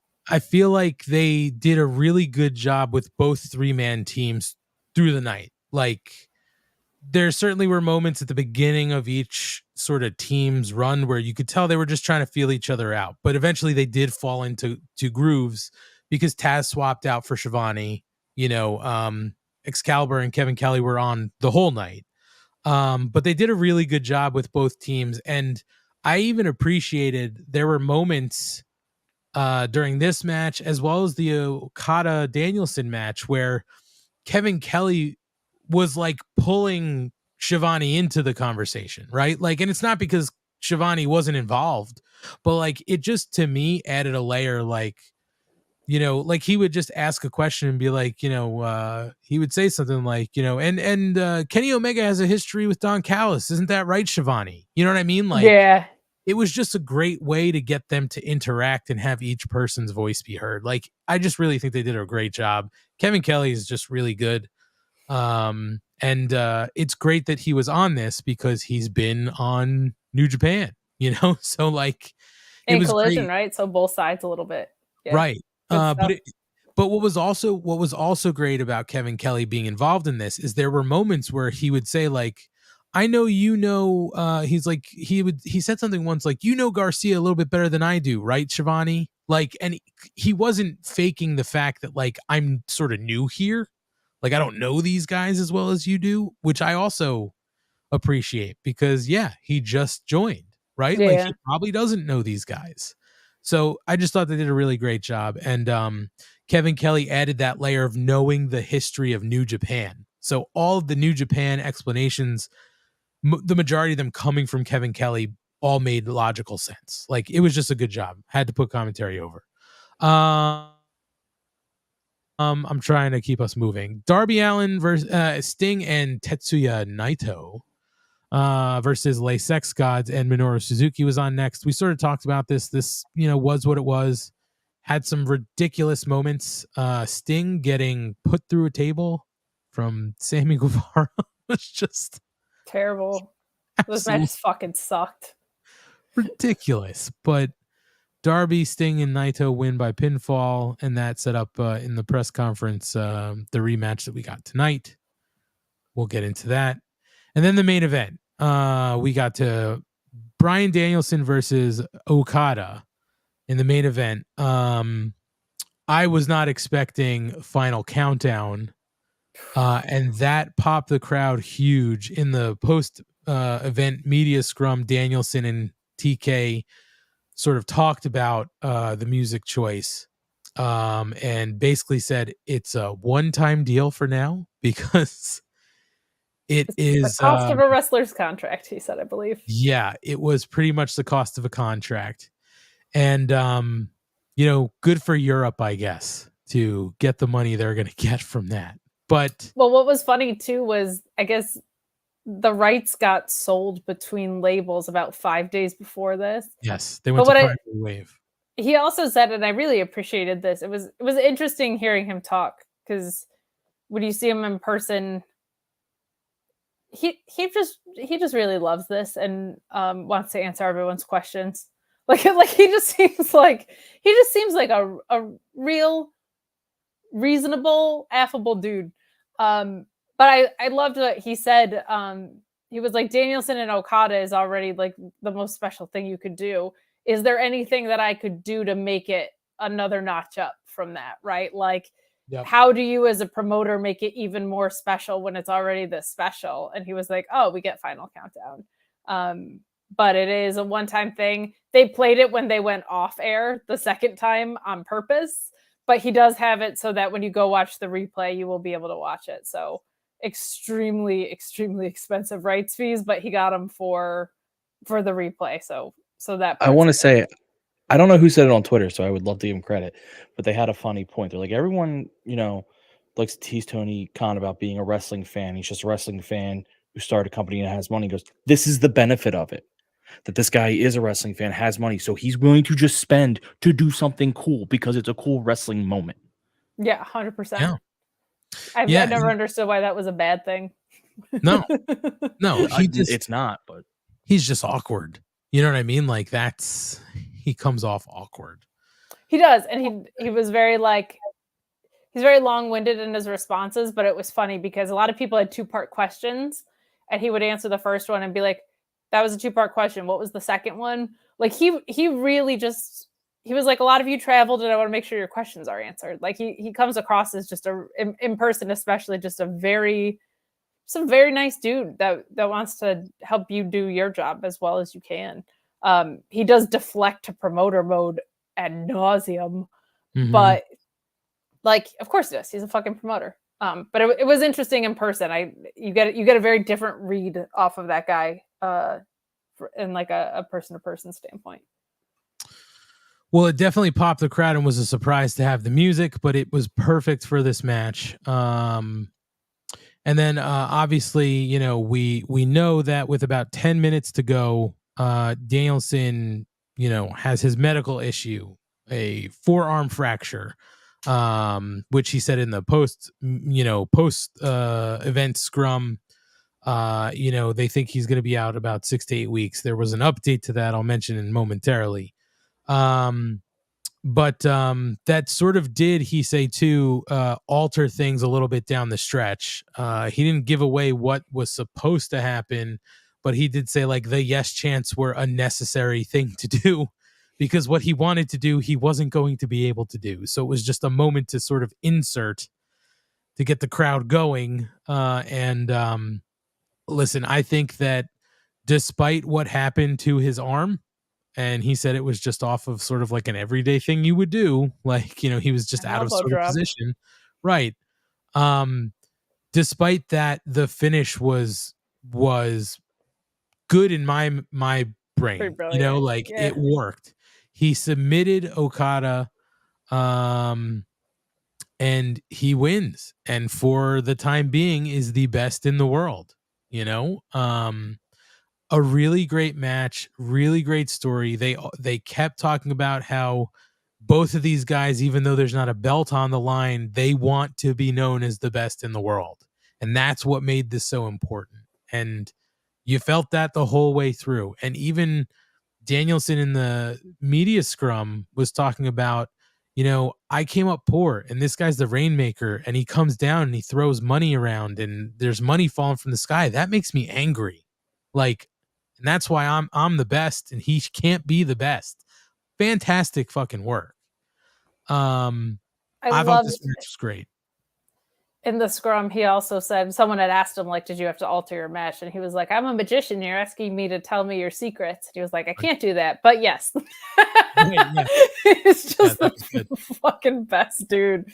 I also appreciate, I don't mean to cut you off, but I want to say too, I appreciate in his media scrum how he's not just all in kayfabe. You know what I mean? No. Like he is very much himself and talking as himself, but then there are moments where he does sort of slip into kayfabe in real life, like, and it's not just like switching to play the heel character, but he gives the lines in that mindset, right? So, you know, as he's talking about headlines, honest to God, like he was just unbelievable in this presser. I don't mean to keep harping on it, but like when he said like they were asking like who's next or whatever, and he was like, well, Okada took wrestling away from me, so I want to take it away from him. I want to end him. It was just like, well, like, fuck, you're good at this. Like, you just set up a rematch from a broken arm, probably at Wrestle Kingdom or whatever. But he's very, most of, other than Toni Storm, who just says she's going to slap the tits off of everyone and calls us all marks,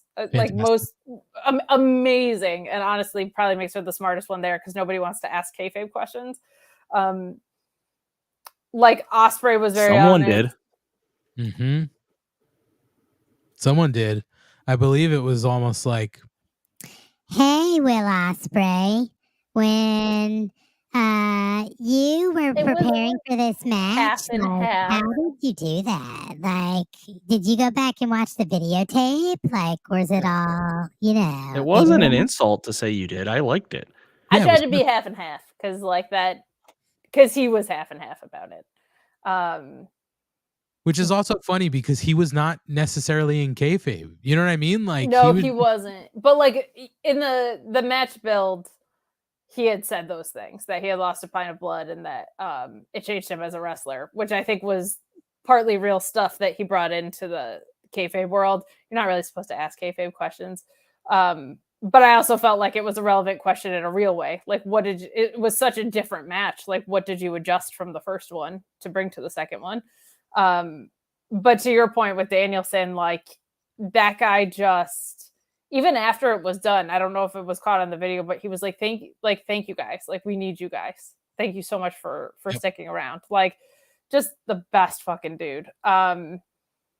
But I thought the match was great anyway. And then when you consider that he had a broken arm, I thought he was just selling the injury. I knew something had gone wrong, but I thought because he's so good at selling injuries, that was the case.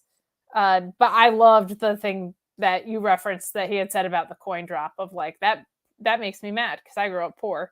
Like I loved all that stuff, the way he brought that in. You could see him do that with MJF too in their match, like the intensity that flipped on MJF's entrance. Like he was mad at that guy for being there.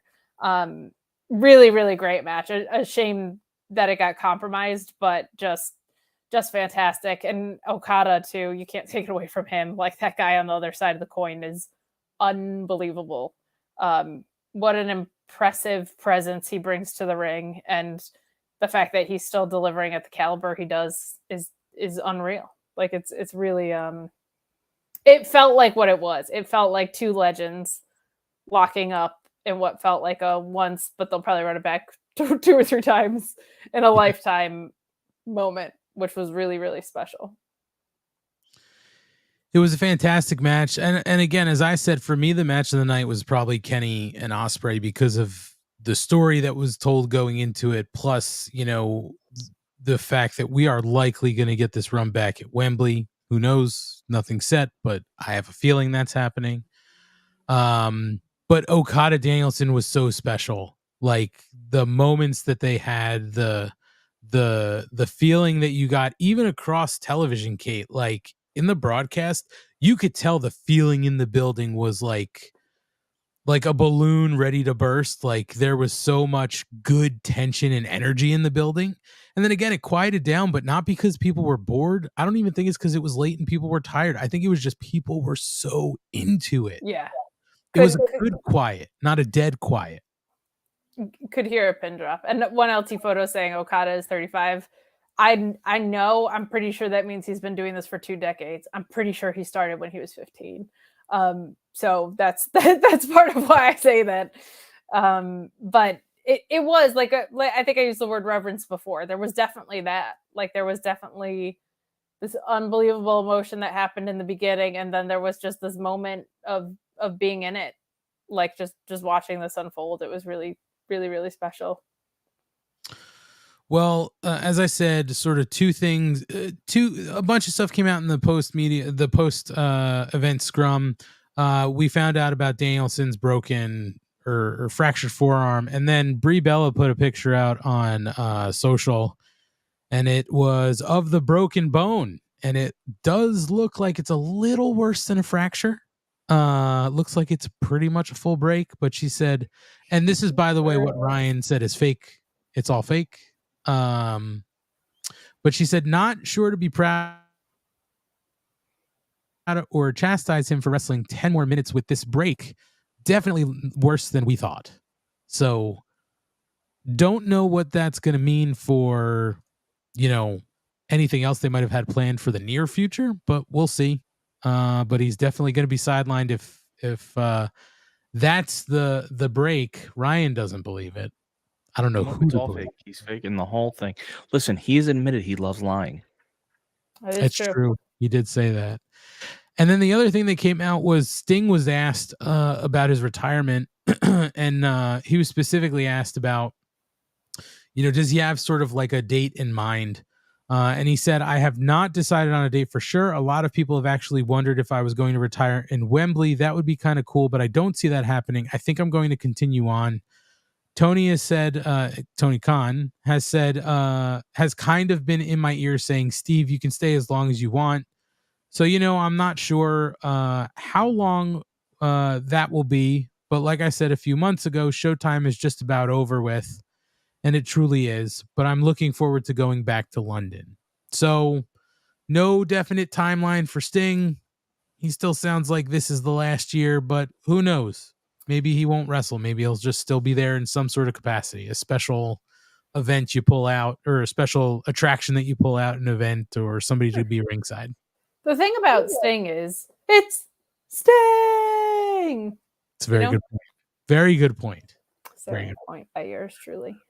So I think overall a good episode or a good weekend of events for AEW, and then tonight we get the fallout from Forbidden Door. We're seeing some people in the chat who were there saying that they thought it was fantastic. They were there. They thought it was a dope show. On TV, we were sort of like mixed. We're going to talk about it. We'll run through it.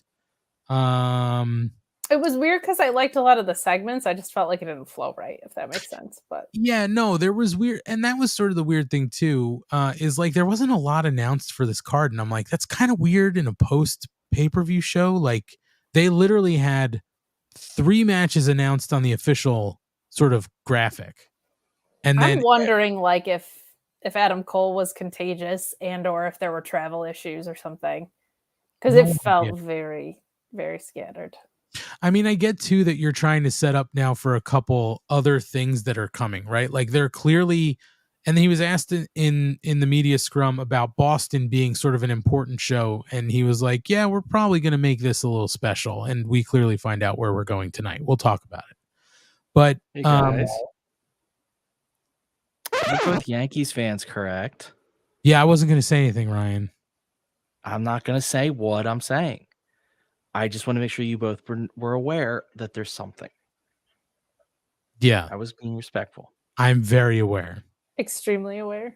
Yeah. Okay. I've got it. Okay. I could easily say it and make it, but I'm not going to. Don't.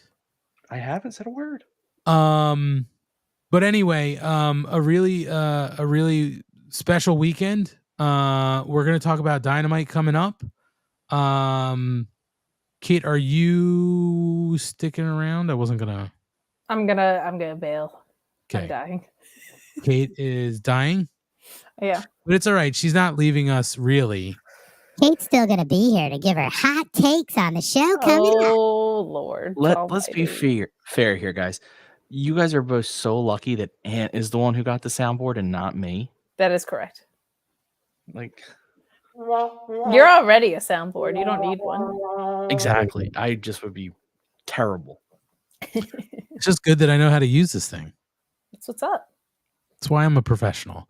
So Kate, before you bow out and we take a break, why don't you plug anything you got to plug?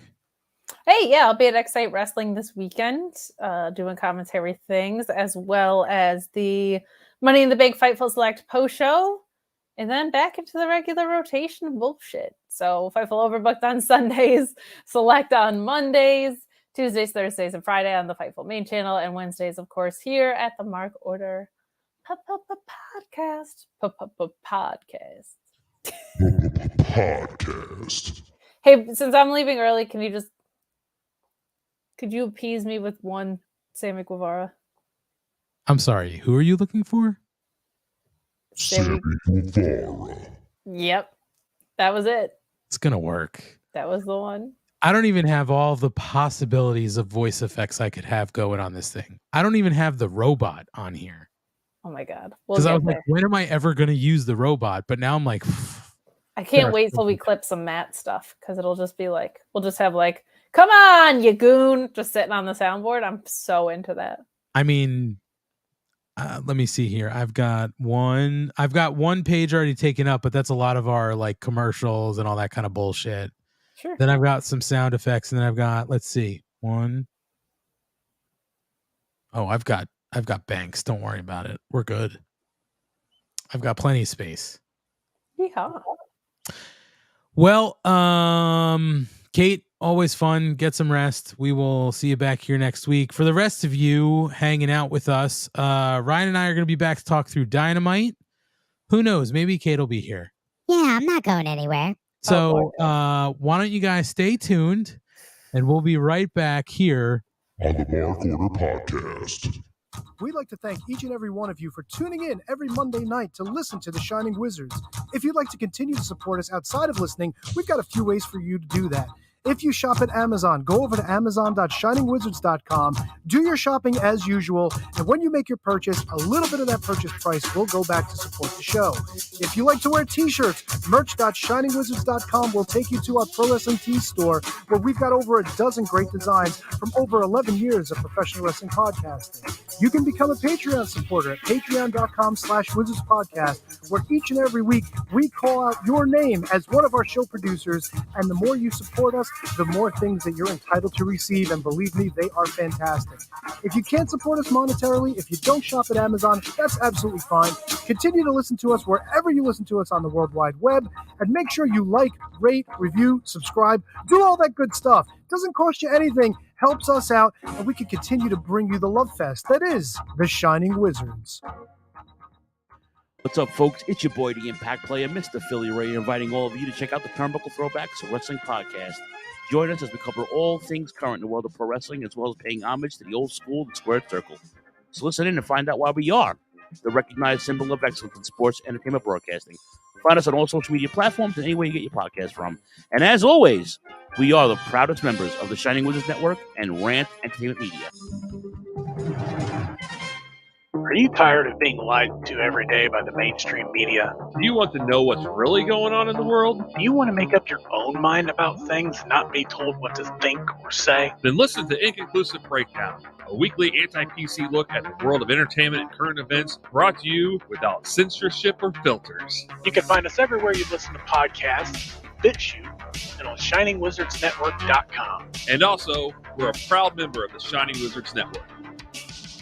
Got 30 minutes to kill? Come check out 30 Screams or Less, where we review a horror movie in 30 minutes or less. We cover new movies and old ones too. We'll give our honest thoughts on the movie, good or shit, as well as a rating of each one that we watch. New episodes weekly, available on the Shining Wizards Network and wherever you listen to your favorite podcasts. I'm Steve. And I'm Corey. Come check us out at 30 Screams or Less.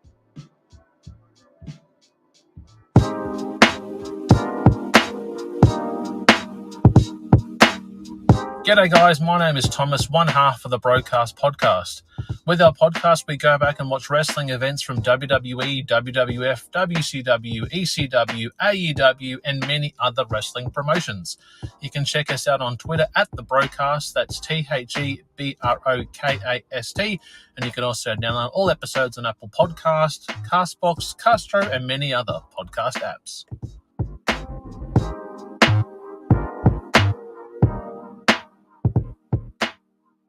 You like your music heavy? Then check out Radioactive Metal on the Shining Wizards Network. For over 16 years now, Radioactive Metal has been one of the longest running podcasts. Over the years, we've interviewed some legendary metal acts, had some awesome discussions, and cranked a hell of a lot of tunes. So join your cool Uncle Snowy and his co-host Aaron for the audio mosh pit that is Radioactive Metal here on the Shining Wizards Network. Well, the action is underway.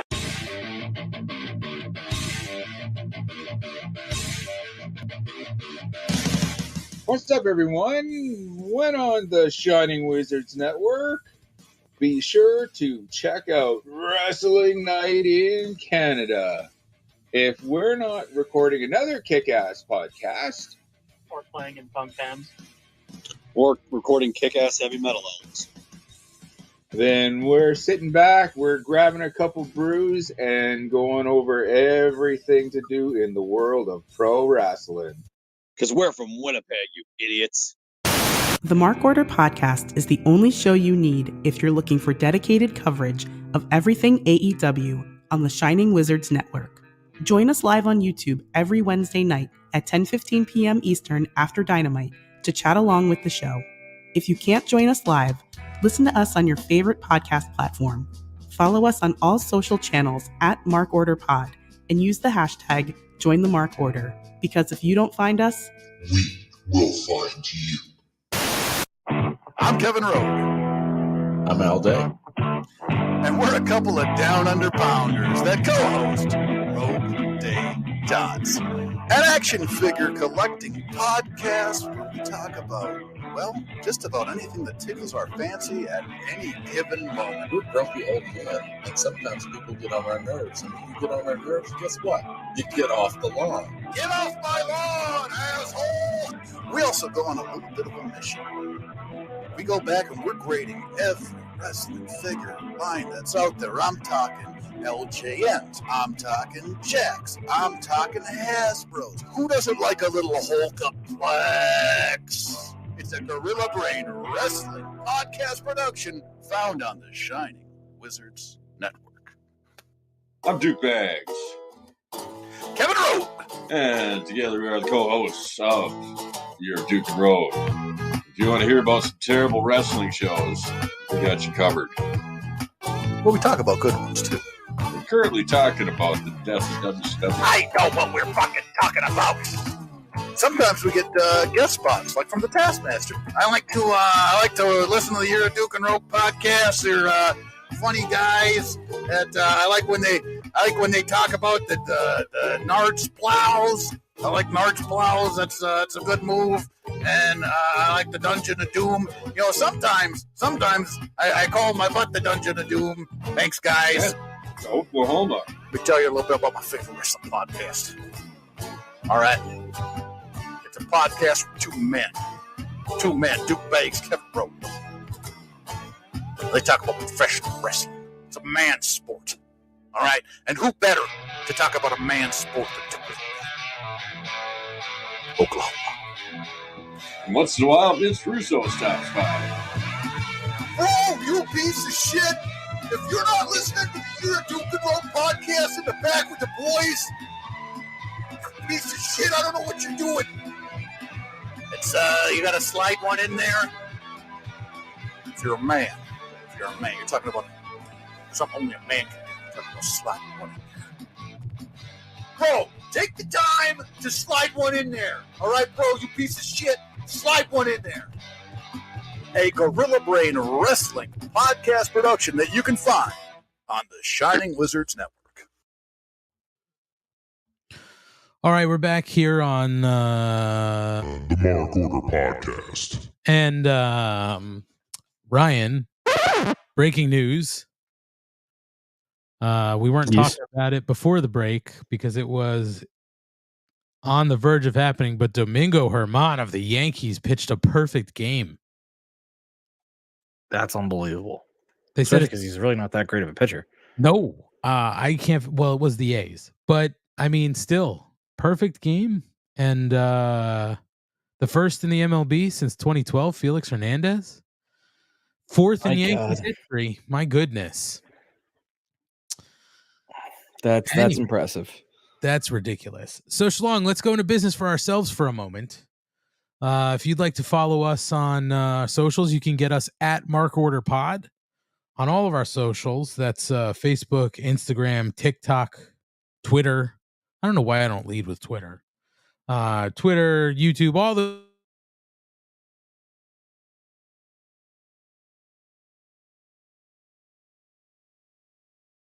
Did we lose me or Ant? Uh-oh.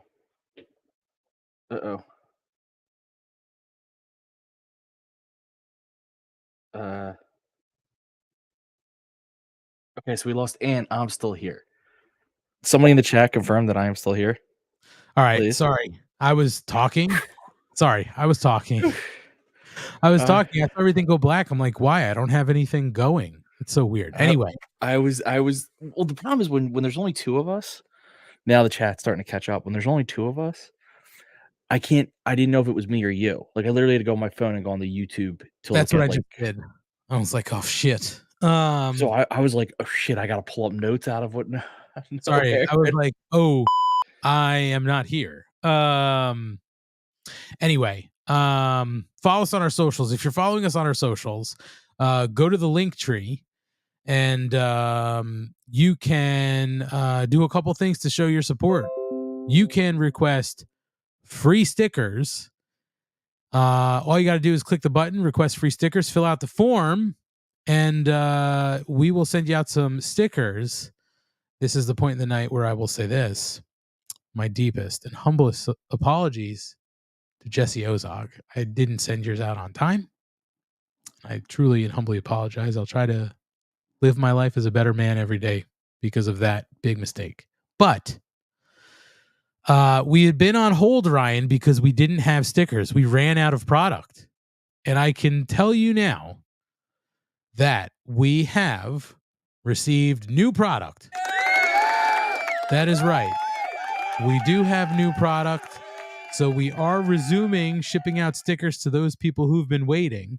And if you request stickers, we will send you out version 1. Here you go, the classic Mark Order Podcast sticker. It's square. It's a lot of fun. We'll send you out version 2, a fresh batch of version 2 of the stickers, the round version. And Ryan, I don't have believe it or not, of all these sound effects, I don't have a drum roll, but I wish I had a drum roll. But what I can tell you, Ryan, we have a new sticker. We do. New sticker. This is version 3. We switched it up a little bit. We went white sticker. And then the back is pretty cool too. The back is in gray with our sort of promo text on it. But if you're requesting stickers or if you've been waiting, we're going to send you out one of each. So you have all of our stickers. And we're going to ship them to anybody who hasn't gotten them because we got to get new ones out. We're going to ship them out. And then honestly, Ryan, once we're out of these, we got to pause on the stickers. But keep the requests coming. We'll send them out as long as we got Unless it. people buy. Well, that's not necessarily true. We could continue doing free stickers if people were to go where Ant and spend some dollarinos. Well, that's to be determined, Ryan, if we're going to do that. But it might be a good idea. If you do want to support us and spend some of your hard-earned dollars, you can head over to the link tree and go directly to our Pro Wrestling Tee store and check out our t-shirts, or you can just go to prowrestlingtees.com/markorderpod, or you can just search Mark Order Podcast on Pro Wrestling Tees. You'll find all 4 of our t-shirts, 2 front prints, 2 double-sided prints, and, pick out whichever one you like. It helps support us. We put those dollars back into things like stickers and things like that. So we appreciate if you do support us by picking up a shirt. And as some people would say, if you don't buy a shirt, you don't support women. What can I say? I've heard it said by her. You don't support women if you don't buy a t-shirt. So go I've heard it said. to prowrestlingtees.com/markorderpod and get a Mark Order Podcast shirt, and you will support women. There you go. Couldn't have said it better myself, Kate. Couldn't have said it better myself. Thank you. Well, you're welcome. I really appreciate it. No problem. See, Ryan, if you weren't here, if it was just me, I could probably do this show with some sound effects and be able to have conversations with myself. And don't leave. I don't want to try that. I do not. No, what would mine be? I'd have to come up with something, but for now it would just be like, "Hey Ryan, how you doing tonight?" I'm doing pretty good, AntMoney. How are you doing? I'm doing good. How about you, Kate? I'm doing just great. I mean, I'm over here doing my thing. It's a great night. Well, that's great, everybody. I'm glad. I love the voice you've given me, so I'm good with this. That's all I have until I put the robot on here. It'll just be a robot. Anyway, we should probably talk a little bit about Dynamite. So tonight was the episode of Dynamite, which is the fallout from the Forbidden Door, taking place in Hamilton, Ontario, Canada. And we open up, Schlong, with Jon Moxley versus Big Tom Ishii. And obviously we have the BCC in Jon Moxley's corner. And during this match, we do see Eddie Kingston come out, at one point. I thought he came out before the end of the match, right, Schlong? He did while the match was still going on. Okay. Because I saw somebody say, like, oh, he came out after. I'm like, no, he came out during that. No, match. he came out during because him and Claudio had some stare downs. That's right. So either way, cutting to the finish of this match, Moxley does win by pinfall with the Death Rider. Post-match, Moxley cold shoulders Eddie Kingston on the ramp. You know, that's sort of like we're still in this will they, won't they moment between Moxley and Eddie Kingston.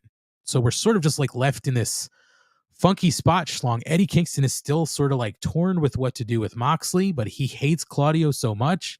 And Moxley's just like, fuck you. I'm sorry. Moxley's like, you. I don't, I'm with my boy. Like, you're supposed to be my boy, whatever. Either way, this match was fucking crazy. I mean, what do you expect out of Moxley and Big Tom, right, Schlong? I mean, you're not going to get any soft fucking match. This is going to be hard hitting, and of course, Moxley gets some color. Looks like he got some stitches, but yeah, I don't know, Schlong. What'd you think here? Well, Moxley always gets color, so at this point, what are we doing? True. It was just ridiculously hard hitting. The moment where Moxley's elbowing Ishii, like that, sitting elbow they have, where the guy's sitting in there and they elbow him to submission, but Ishii just won't go out. It made Ishii look really good. Not that he needs to at his age, but just was a really cool moment of like, you're not beating him that way. I kind of appreciate using this to continue to tell the story of Eddie Kingston and Moxley, because in so many ways it shouldn't, but it did. And the nice thing here is, what kind of match is Eddie Kingston going to have? A very similar match. So it's a weird parallel. Like, you're not going to have Moxley come out and fight Ray Phoenix, because it's not going to be the same style, and that doesn't really fit what Eddie's going to do. So I really liked this. Like I said, sometimes they have a match, like sometimes what am I trying to say here? And I have a thought in my head and it's just not processing properly. Oh, sometimes you can get one of these matches and for whatever reason I get bored after a little bit. And this time, not at all. I quite enjoyed what was going on. What button were you contemplating hitting? In your silent moment. Listen, I'm having really too much fun with this. You are so lucky. You are so lucky I don't have one, nor will I be getting one. So you are very lucky, because I would be annoying. Well, I should actually probably say this, Schlong, since I haven't really mentioned it properly.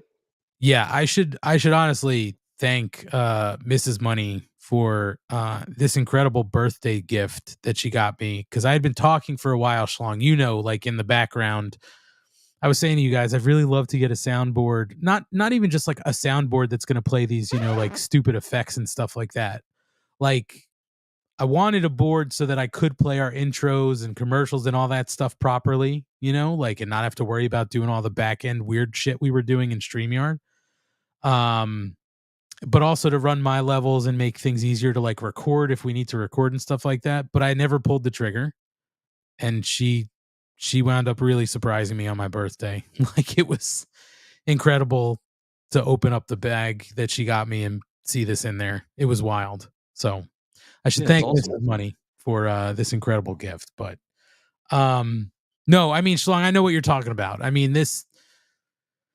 listen, you got exactly what you expected out of this match. And I don't think anybody's disappointed by that. You know what I mean? Like, and I think that sort of, and you're right, the parallels of the match you would get between Moxley and Eddie Kingston in what we got out of Big Tom and John Moxley, I think is a great point. I wasn't even thinking about that, but you're exactly right. This mirrors sort of what you'd get from Eddie. Exactly. So, and I think that's done on purpose. I think that's kind of like, we are entering into what should end up being an insanely violent feud.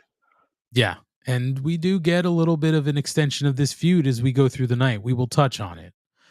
But after this match, we do go to the goddess, Renee Paquette, standing on the loading dock to interview Adam Cole. And all of a sudden, thank you. And all of a sudden, another vehicle pulls up, and inside is MJF to interrupt. He gets out and says, "Hey, buddy." And he congratulates Adam Cole for getting sick to avoid Forbidden Door. He says he wishes he thought of that. and says he thinks they got off on the wrong foot, and the tag tournament is a huge opportunity for them. But Cole isn't on the level of the devil. He's close, but they could run this entire company together. So he wants to do some bonding over the weekend, bro to bro. And Adam Cole is skeptical, but he agrees. And he says he's going to go say hello to some people, and then he'll see him later. Max cuts him off and asks his driver to get... Oh, by the way, MJF does touch. He puts hands on Adam Cole. Adam Cole asks him not to touch him. MJF says, boundaries, man. Cool. I love boundaries. Boundaries are great. And when Adam goes to walk away, MJF grabs his arm to stop him, which Cole says, don't touch me. And MJF says, sorry, bad memory. But he says, I got a little gift for you. And the driver throws Max the gift. And he says the gift, I figured that we should have some merch. So he holds up his Better Than You Bay Bay t-shirt, available now at shopaew.com. Adam's a little disgusted and walks off, and we go to break. But I thought this was a fun little segment. Again, I love this, Schlong, because this is sort of what we got out of MJF when he was best friends with Sammy. You know, sort of like this trying to work an angle to not have to sort of fight this person. But in this case, they also do have this commonality of we want to try to win this tournament, right? We want to get gold. And that's, I think, what MJF is sort of angling, like, we can win gold, but we're going to be friends and you're not going to want my belt. You know what I mean? So I thought this was fantastic. And the shirt is so goddamn amazing. So it works because they've already kind of hinted that, like, Adam Cole's not falling for it, which is huge. Like, he's not the kind that should be falling for it, because if he is, then it kind of ruins his cool guy character. But the fact of the matter is, there is a reason for them to try to be friends, which is to win this tournament. And that's the shirt. You know it. One LT Foe saying it's very WWE, and it is. This is probably one of the most WWE things they've done. The coexisting storyline, not one. The problem with WWE's usage of it is simply just overusage of it. WWE was doing not as much recently, and I really like it, but they were used to for the last couple of years. It felt like you were getting a Can They Coexist tag match almost every week. Well, that ruins the fun of it. If you're doing it for a special tournament, well, then I'm okay with it because it'll be done fast. It's kind of like WWE in the near future can do this again and it won't bother me because, again, you just can't overkill it, and they were overkilling it.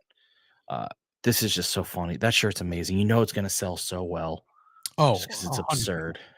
100%. It's just fantastic. They just put it out there like randomly.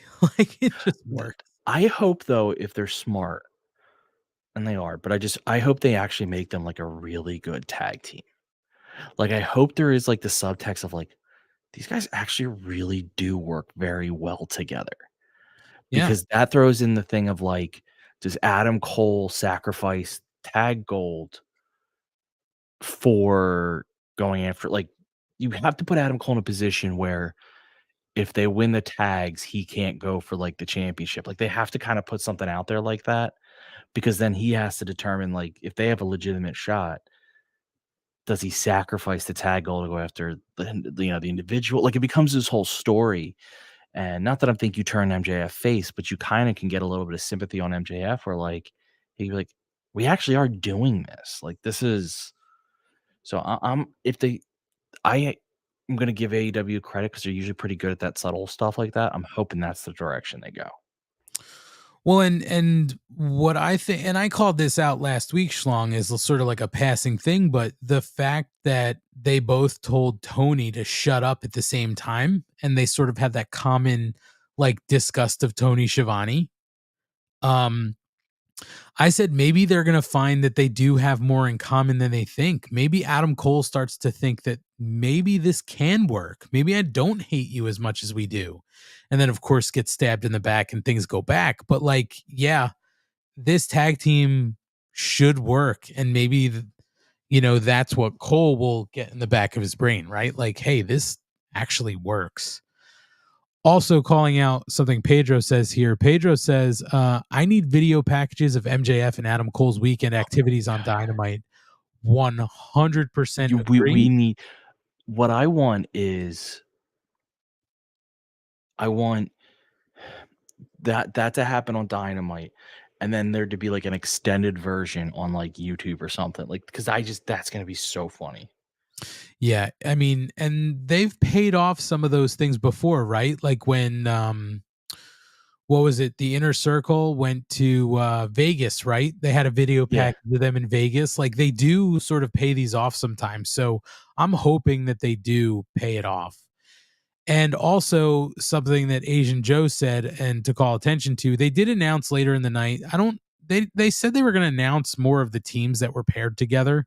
They didn't like run down a list, but they did announce that Keith Lee and Swerve are a tag team in this tournament.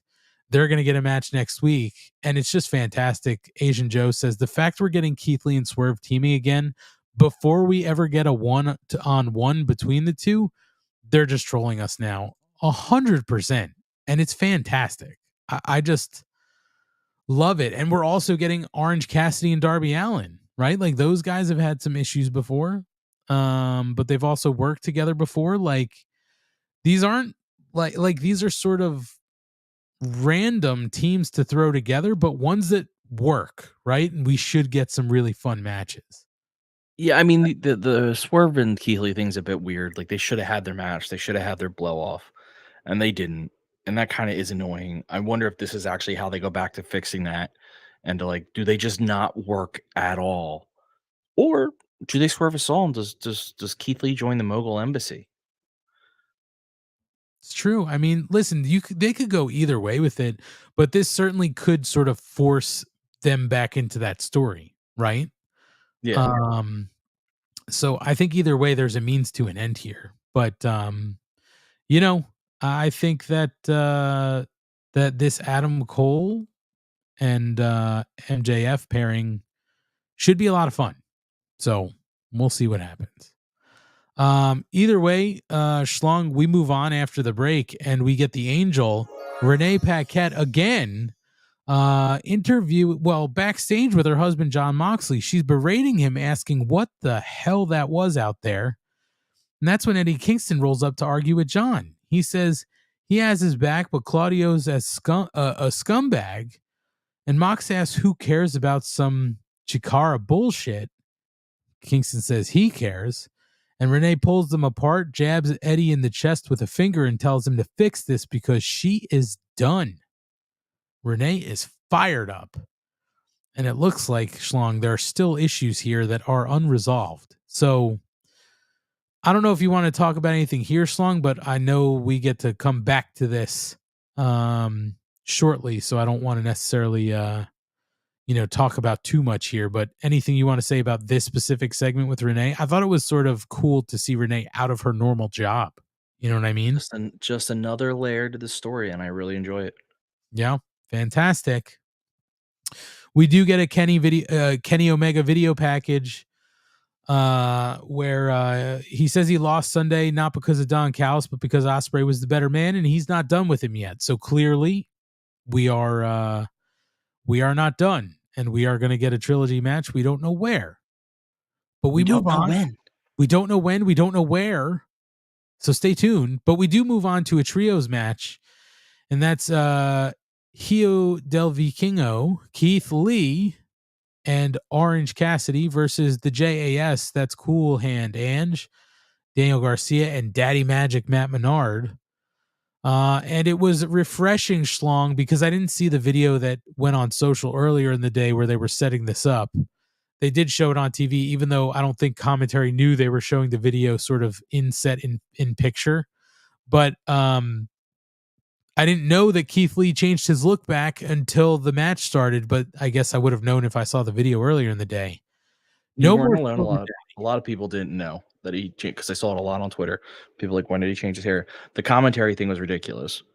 To have, I mean, they're doing an ad for the game over the the thing. And then even once they get out of that, the in-arena audio is so much louder than the picture-in-picture audio that you didn't hear really the Orange Cassidy segment. I barely heard like what went on there. So that was just bad tech. Yeah, I don't know what went wrong there, but either way, it was pretty fun the way this match was set up. Keith Lee offered his services, and then Shivani was like, well, you need to find one more. And Keith Lee sort of walks away, and Vikingo is just sitting there, like in the locker room. And Orange Cassidy gives half a thumbs up. Vikingo gives a thumbs up, and he's like, there you go. So that was it. Only Orange Cassidy pulls that off. Oh, 100%. 100%. But it was fun because, Vikingo is just so fantastic to watch. I mean, never a dull moment when he's in a match. And everybody involved in this just played their part really well. Vikingo, Keith Lee, and Orange Cassidy win by pinfall with ground zero from Keith Lee on Matt Menard. And then we're on to the next segment. So, Schlong, I didn't have a problem. It was sort of randomly set up, but I don't hate it. I liked everybody involved in this match. You know what I mean? So it's fun, man. Like, I don't think everything. I am a firm believer that on these weekly TV shows, not every single match needs a huge story behind it. Sometimes it's just guys going at it to see who's the best. It's just that's fine. Like, you don't need more than that. All right, I got to make note to clip right around 2:20, 2:21 because Schlong said something funny. Guys going at it? 2:21:24. Perfect. Got it. It was fantastic. Just a fun match. And Schlong, I'm with you. Like, I don't need stories behind everything. But when the match is good, it helps sort of get rid of that. Like, well, what am I supposed to sort of be invested in? I mean, this match was good enough where you don't really need it, right? And again, we see the international champion on TV. We see Keith Lee again in the ring. We're sort of getting him ready for this, blind tag tournament. And Vikingo is so fun to watch. Daniel Garcia's back on TV. We know that him and Orange Cassidy aren't necessarily done, right? So there is kind of a story there. Yeah, there's a little bit of story here, but the match was perfectly fine. Asian Joe points out Garcia dancing on Keith Lee was hilarious.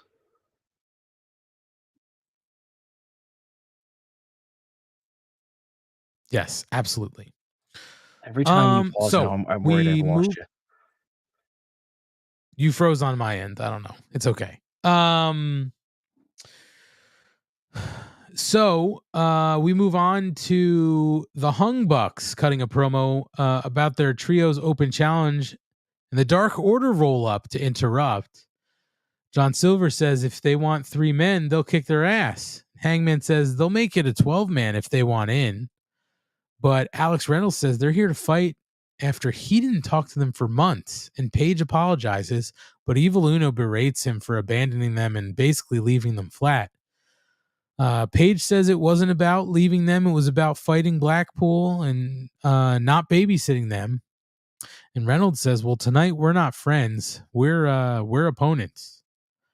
And we're on basically setting up this match, the Dark Order versus the Hung Bucks coming up. We did get a recap of Danielson versus Okada with the broken arm, and then we go to break. So, again, we're setting this up, Schlong. There's a lot of backstory here. Again, sort of interesting to see how torn Adam Cole still is. I will just say this, though. I'm sort of like at the end of wanting to see this torn Adam Page between so much stuff. Like, I just want to see him be like a definitive character. You know what I mean? Like, I'm hoping this is the step for that finally. It's got. He went home to his people. They're the ones turning on him. They don't really have the justification that they're claiming they have, which is like, there is something to be said. You haven't talked to us for months. Okay. But also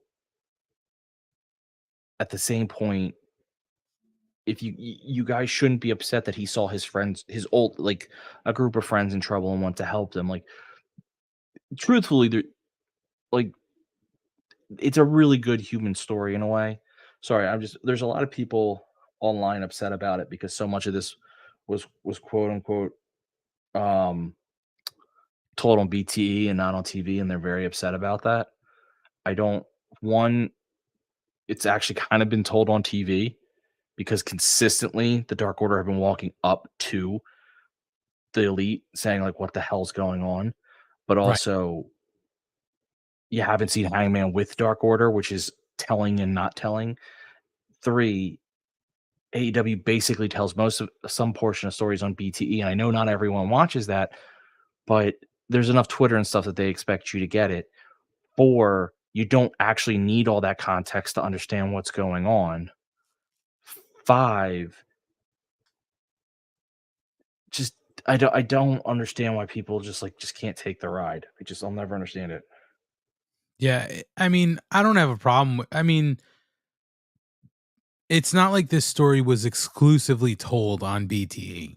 Like there a lot of the big moments took place on television. You know what I mean? Like I don't know.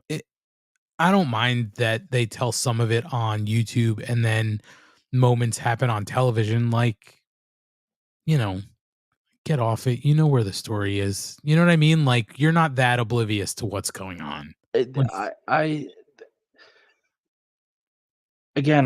I'm sitting back and going, if all I had was what's on TV, I would have had at least 4 or 5 segments of even 3. We'll just say even 3 segments before tonight of the Dark Order coming up to the Elite, having issues with Hangman there. So I would have known there's issues.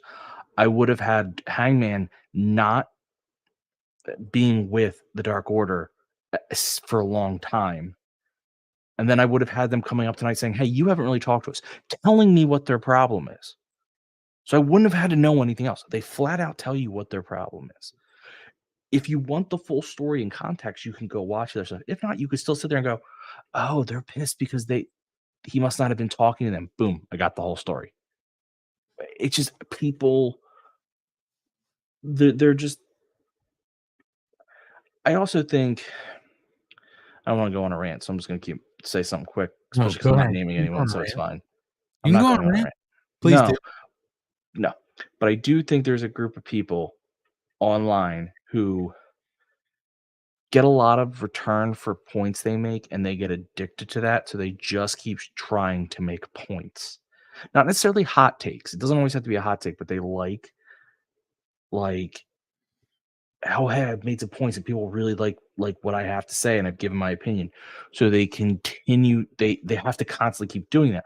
Well, the problem is, in a story like this, just giving a positive opinion isn't going to get you the attention you want. So you have to go down to the negative opinion because it's the only way to get, it is, I guess, how hot takes form, which is all attention is good attention. And I'm just like, why can you no longer just sit back and enjoy the ride? Yeah, I'm with you. Like, just, I don't even know what to say anymore. It's just like, there, and again, it's not like 100% of this story was played out online and then you're just getting the match. You know what I mean? Like, they do this with a lot of stuff. Like I said just moments ago, in the trios match that was set up for tonight with Orange Cassidy, first of all, I didn't even know he was on the card. That got announced, I guess, earlier in the day, and I didn't see the video. So I had no idea what happened. Am I salty about it? No. I'm not going to see everything. And it's one of those things where, like, again, I just keep going back to, they walked in the room and they flat out said, you haven't been talking to us. You went to them and you left us as we were by ourselves. They told you their issue. Mm-hmm. I don't understand how that is not know it. Again, yes, you get more context, more feeling if you watch every show, including the online, including BTE, but it still tells you, it still went out there and said, like, we're mad because you're not talking to us. And if I'm a casual viewer at home, and I say casual, meaning I watch Dynamite every week. Let's just say that's all I watch. Sure. Because let's be fair, if you're not watching Dynamite every week, you don't have a right to complain anyway, because you wouldn't know if it's on TV. But I watch Dynamite every week, and I go, well, yeah, that's true. They haven't been with him in months, and they were bitching. They have interfered in like 6 different promos. Yeah, they have had a problem. Boom, solved. It's done. Yeah. Well, Schlong, we do get the match coming up, but before that, we get the wonderfully beautiful Renee Paquette again interviewing Chris Jericho and Sammy Guevara backstage. And Jericho says he and Sting were in the ring together for the first time a few days ago, but tonight is a little bit bigger. Jericho and Sting should be on TBS, right? Commentated by Tony Schiavone, just like it should have been years ago. Well, Sting asked for more time tonight. He's going to get his nightmare. He's going into the primordial ooze of Chris Jericho to bring the Painmaker up. Okay. Okay. I mean, honestly, the Painmaker isn't the primordial ooze of Jericho. Like, that's a relatively recent creation. Sure. I mean, he delivered this, and I was just kind of like, you really wanted to use the soundboard there. I did. It was a perfect spot for it. I mean, it just, I was just like, okay, like, we don't need to build for this. And it was moments like these through the night that made me, like Kate had said earlier, almost makes you feel like there was something else going on. Maybe some people were sick, or maybe they were afraid people were sick, or some people were a little banged up for the pay-per-view. Who knows? But it just seemed like this was in an odd spot. They were doing a lot of builds to stuff tonight. But either way, we now get our trios match. The Dark Order, that's Alex Reynolds, Evil Uno, and John Silver, versus the Hung Bucks. That's Hangman Adam Page, Matt Jackson, and Nick Jackson. And as we move through this match, we do get the Hung Bucks winning by pinfall with the buckshot from Adam Page on John Silver. Down the stretch, Adam Page wasn't 100% sure that he wanted to take out John Silver, but he did wind up doing it in the end. And then post-match, the BCC and Takeshita with Don Callis attack the Bucks. And Mox stabs Hangman with the screwdriver again. Eddie Kingston tries to make the save, but Yuta puts him in a cross armbar. Claudio opens the chair up and sits over his arm, I think, or maybe even part of his back. And that's when Moxley offers a challenge to the Elite. That will be Blood and Guts, live July 19th in Boston. So we get a hype reel for the men's first round Owen Hart tournament, and they go to break. But Schlong, the interesting thing here is that we do get a Blood and Guts. Right now, we don't have anything. We don't have a women's Blood and Guts scheduled. Maybe they will give us a women's Blood and Guts as we're sort of building to this. But right now, we just have the men, the Elite, and the BCC. It seems like this is going to be the blow-off. But obviously, there's I don't. What's sort of weird here, Schlong, is we've been saying this is where we could see Ibushi sort of come into the picture, right? Yeah. I don't think we need Ibushi in this picture. Well, we didn't. We did when there was a Danielson. Right. Problem is now you don't have a Danielson. Right. So the question becomes, does the BCC, do you just get, I mean, the problem is, how do you, like, if Ibushi was, and I know this is going to sound like I'm insulting him, but I'm not. The reason I'm going to say his name is because he was literally on Dynamite tonight. If Ibushi was Ishii, who's been on a bunch of Dynamite stuff, you could say, okay, we don't really need him for this. He's been on a ton. We can throw him in something else if we want him. But right. Ibushi's Ibushi. Like, if you have him coming in, you have to make use of him. So the question then becomes, do you separate Kenny off into his own thing? You can't, because, well, if Takeshita could get a partner, they're going to have to bring someone else in. They're going to need Ibushi, so they're going to have. Now, do you do with Moxley's young boy over, what is it, Shota Umino or whatever? Yeah, I don't think so. You can. He's not the name for it though.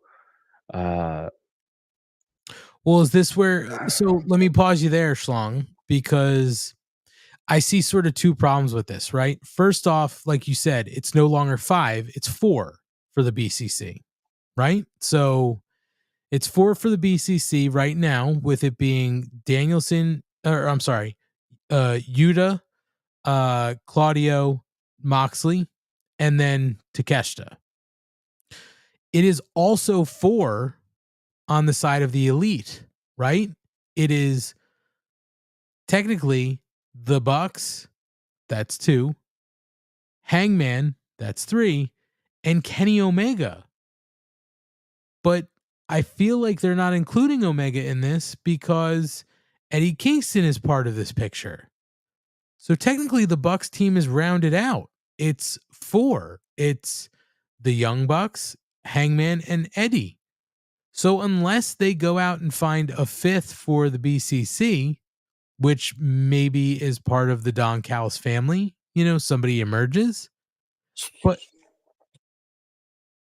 here's the problem, Schlong. Even then, Schlong, the problem is, what is the status of... Well, here you go. Oh, well, wait.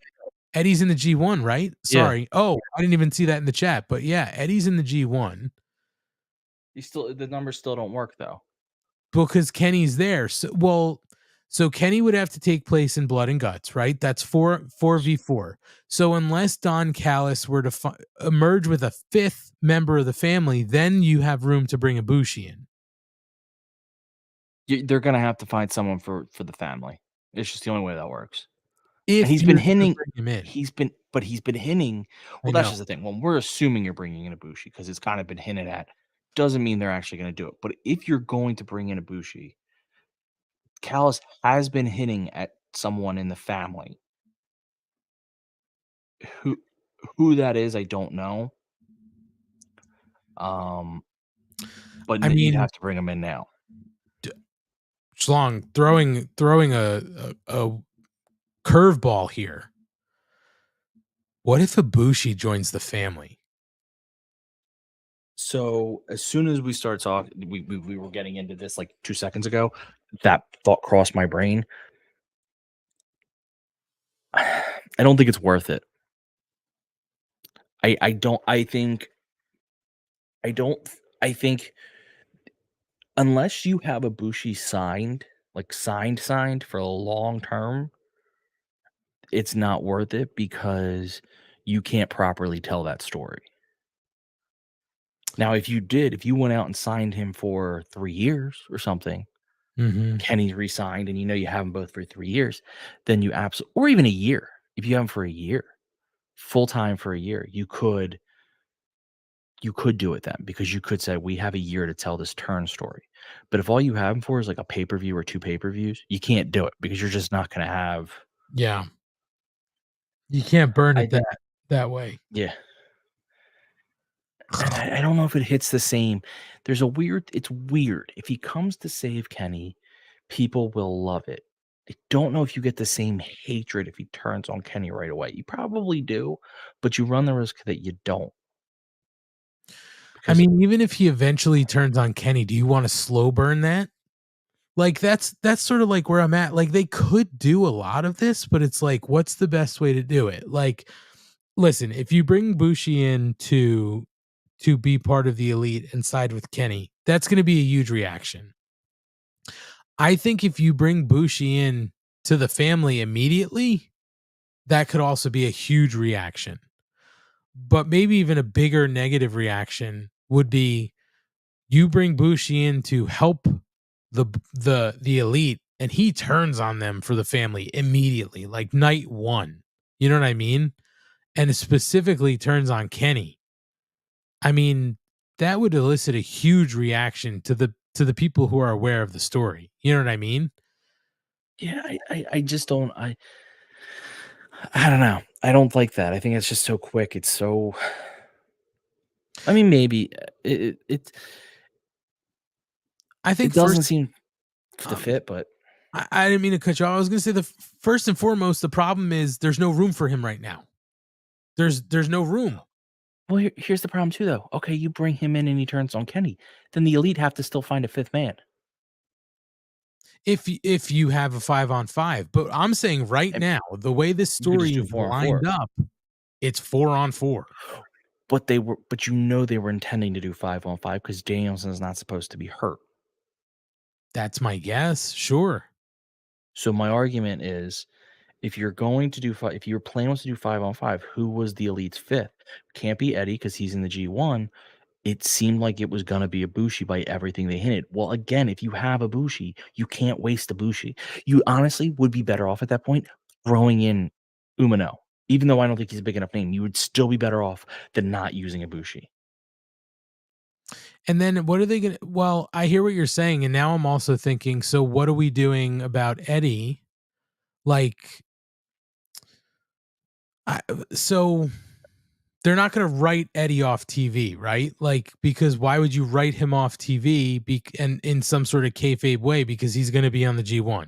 You know what I mean? So it's like, I don't think you do a write-off. It's literally like, bro, I can't help you. I'm involved. You know what I mean? Like, I think it's going to be a straight up thing. Like Eddie Kingston, you know, is just going to be like, I can't do it because I'm involved in something else. You know what I mean? I just don't. I don't know who I choose. And then there's still this, but then so the other thing too is then there is still the story.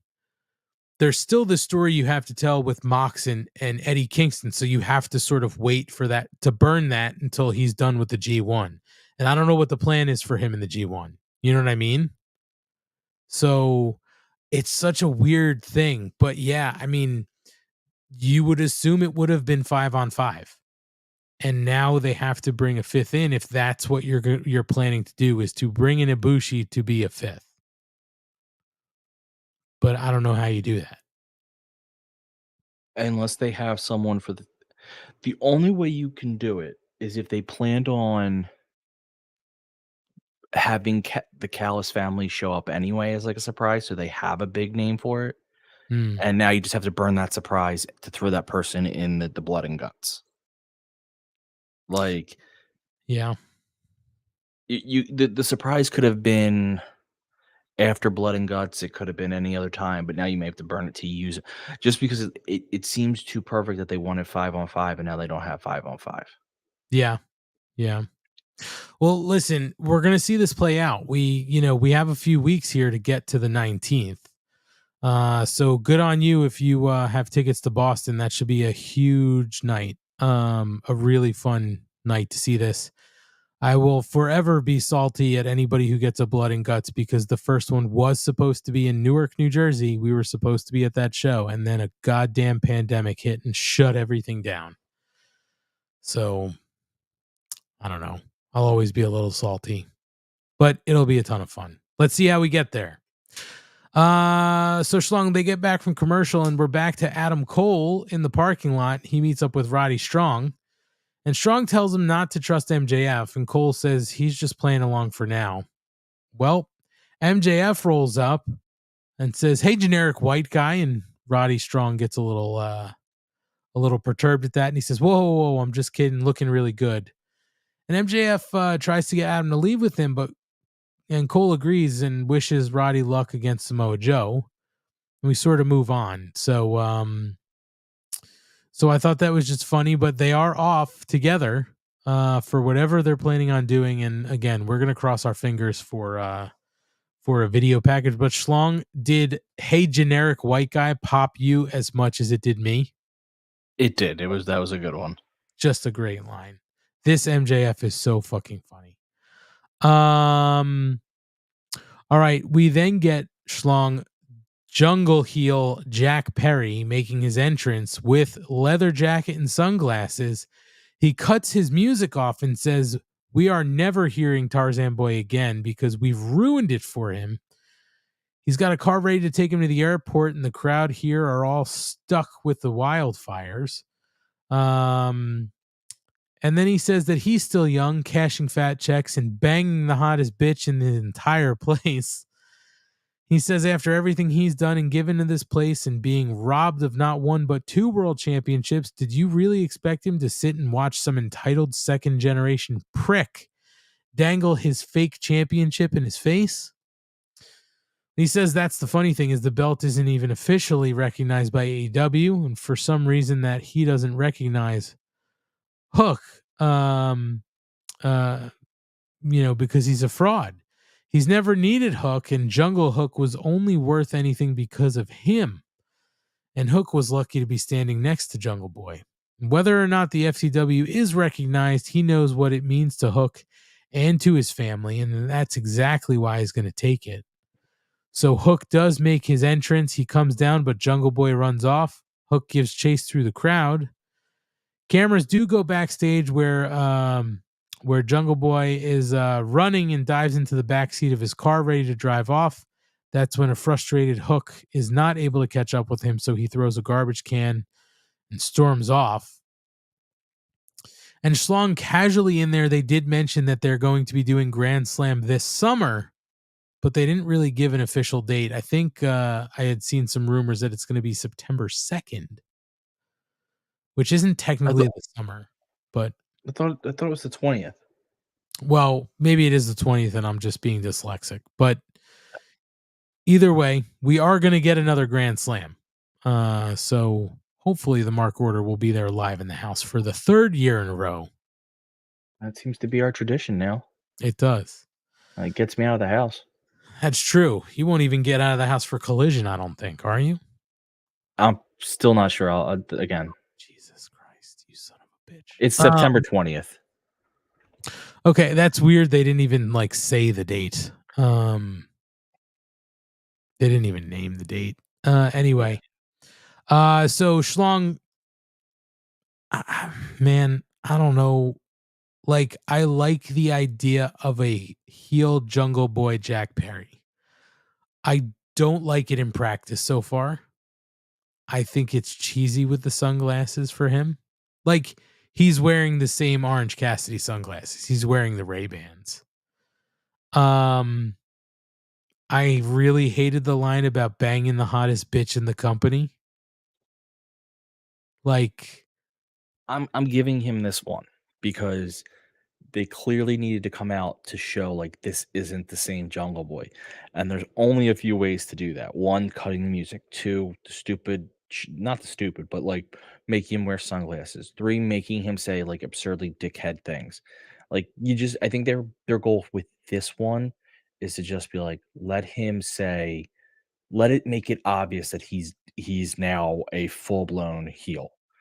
No ambiguity, just go with it. And I always, for these ones, for the first, unless the wrestler has an actual grievance, I always give them a little leeway on the first promo for the heel turn, because very rarely do they have that good first one. There's always exceptions. You can go back in history, The Rock's first one, because he had legitimate grievances.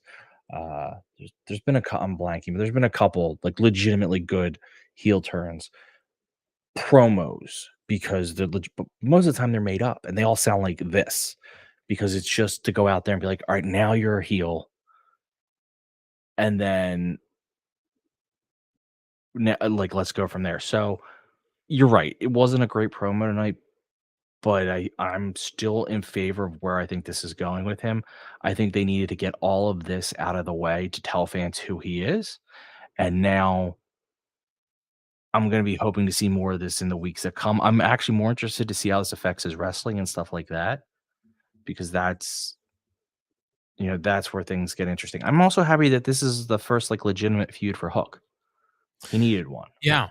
I mean, I like the fact that this is with Hook, because he's an overface and now you have to put Jungle Boy as a heel. I also did like the fact that he said, we're never hearing this music again. It clearly is moving us on to something different.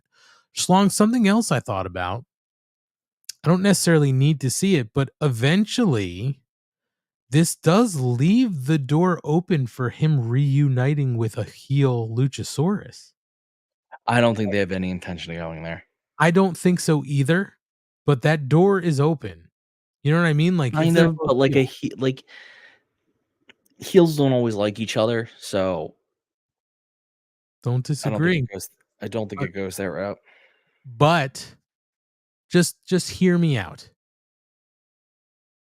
Luchasaurus is the TNT champion, right? No, Christian Cage's. No. No. Christian Cage's. I go by the one who's actually touched the belt. Okay, but on paper, Luchasaurus is on, the champion. On paper, yes.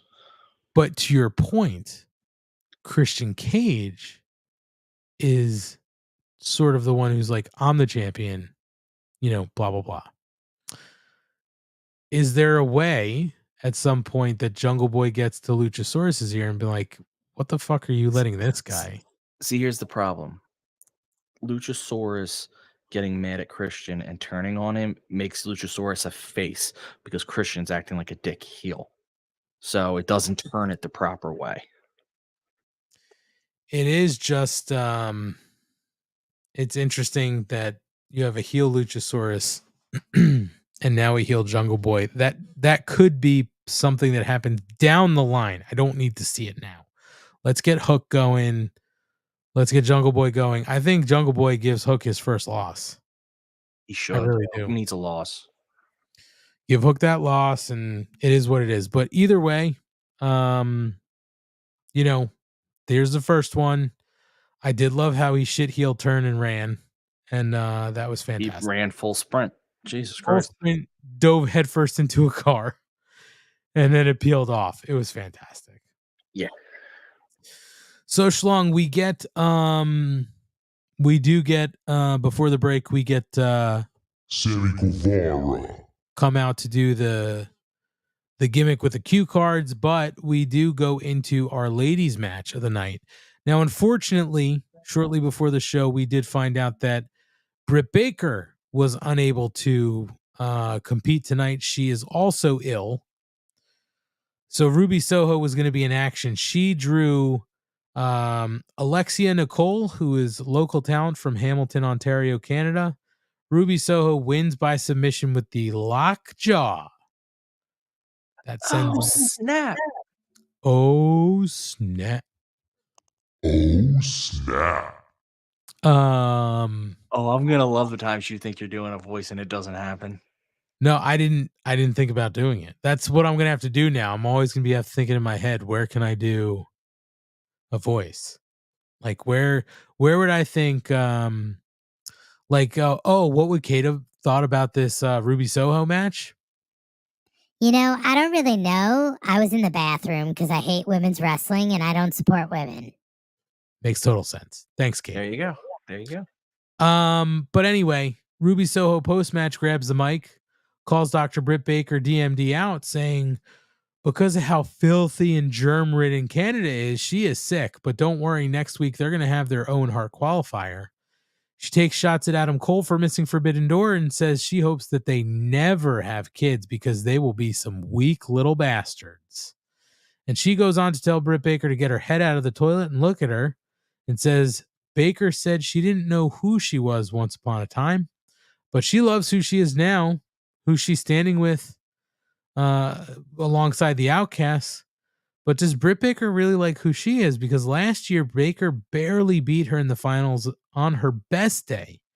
And since they've taken anything and everything from Britt since then, that means anything to her. Or they've taken everything that means anything to her, excuse me. Next week, Ruby's going to take her opportunity to win the Owen again until she's left with exactly who she is. That's nothing. So Schlong, the match was what it was. They were just basically trying to fill the time because we didn't have Britt Baker. It sucks. You hope it's not COVID. I mean, at this point, Adam Cole was back already. Well, he was outside, but they were closer than 6 feet. Yeah, match sucked. Besides, no one abides by those rules anymore anyway. That's true.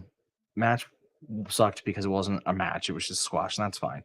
Promo was awesome. I thought this was a really good promo by Ruby, and I think it makes the match next week a lot of fun. I have more interest in the match now than I did before, so very interested.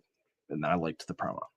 Yeah, the promo was perfectly fine. Good to see Ruby giving a hot promo. We got the recap, Ryan, of Bowens rebuffing Harley because he's gay. And that's when we see Johnny TV backstage with QT Marshall, and he says Johnny TV is now in production, and he says Matt Hardy and Isaiah Cassie are going to find out on Friday. So we get that hype up for Rampage, and we go to break. And we come back to our main event. Now, Schlong, I don't really need to go into the whole Johnny TV thing, but I'll say this. If he's going to be with QTV, I sort of like this Johnny TV thing. He works with QTV. Yeah, so that works. I'm interested to seeing where it goes. Johnny TV, Johnny Hungry. Oh no, not Johnny Hungry. But Johnny Elite, Johnny whoever he is now, is a good wrestler. So I'm looking forward to seeing what he can do on Friday night. Schlong, main event time. Darby Allin and Sting. I'm sorry, Kate. Who's here? It's Sting. Thank you. Versus Les Sex Gods. That's the Painmaker, Chris Jericho and Sammy Guevara. It's a tornado tag match. Anything goes. So,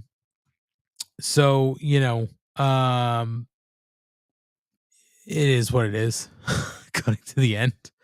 Darby and Sting win by submission with the Scorpion Deathlock from Sting on Jericho. So Jericho doesn't get his moment, but Schlong clearly this is still a tag match, right? So I think Jericho's still going to have something stuck in his craw that this wasn't just Sting and wasn't just Jericho. They don't sort of know who's better. You know what I mean? And I think we're still going to get a Sting Chris Jericho one-on-one match. I don't know if I'm stoked for that. I'm not stoked for that. Again, I love Jericho, one of my favorite wrestlers of all time. Sting is one of my top 2 favorite wrestlers of all time. Sting is actually still performing at a decent level. Jericho, I think, if anything, I think Jericho just needs time off. I think I bet you he's beat up a little bit. Let his body recover. Sting needs to never do that ladder spot ever again. No. Jesus fucking Christ, I thought he might have died. Apparently might have lost a tooth. So that's fun. But match was what it was. Nothing more to talk about beyond it was what it was. I mean, listen, this is the type of match, though, and I will say, had I been there, probably would have fucking loved this match. This is definitely more of an in-person match than I think a TV match, because I just feel like it just, for whatever reason, that's the impression I get. Yeah, no, I read you there. I think maybe live this was better. I think sometimes matches like this, Schlong, can sort of like, it can sort of highlight some of the things like, like wrestlers not sort of being at their peak, right? TV can sometimes not give a way to hide that. When you're live, you don't see all the angles, you don't see the close-ups. So I'm sort of in agreement with you there. Gordon Post saying, has Sting had a ton of had a one-on-one match on AEW? I don't think so yet, Schlong. I don't think they want him to, so that might be the only saving thing about the Jericho thing. I mean, I don't think this is over, unfortunately. And I was kind of hoping that eventually this would lead to Sammy Guevara. I'm sorry. Sammy Guevara. Splitting off from the JAS. We haven't seen it yet, so I'm just kind of like, can we I thought we were getting there, and that made me excited. We are getting there, just hasn't happened yet. Yeah, take another step. You know what I mean? My guess is Jericho's going to blame Sammy for the losses, and that's when Sammy, stops and says, all right, this is done, and they fight. Yeah, I mean, I guess so. He's tried to blame Sammy a couple times already. You know what I mean? So, yeah, I mean, we'll see what happens. I mean, main event was what it was on a night where it seems like maybe they had some audibles. They didn't have a whole lot booked. But it was a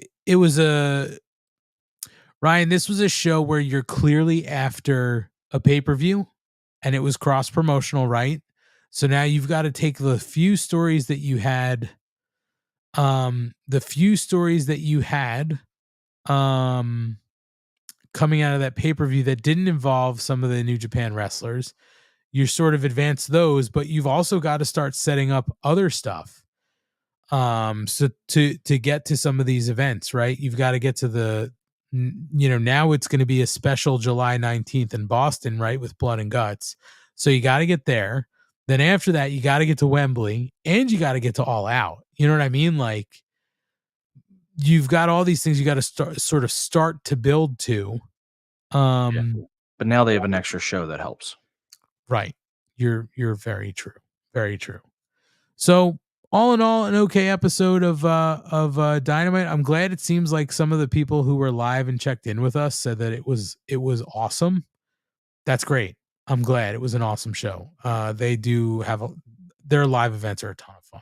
So the live experience is usually a little bit better than the TV anyway. Yeah, 100%. 100%.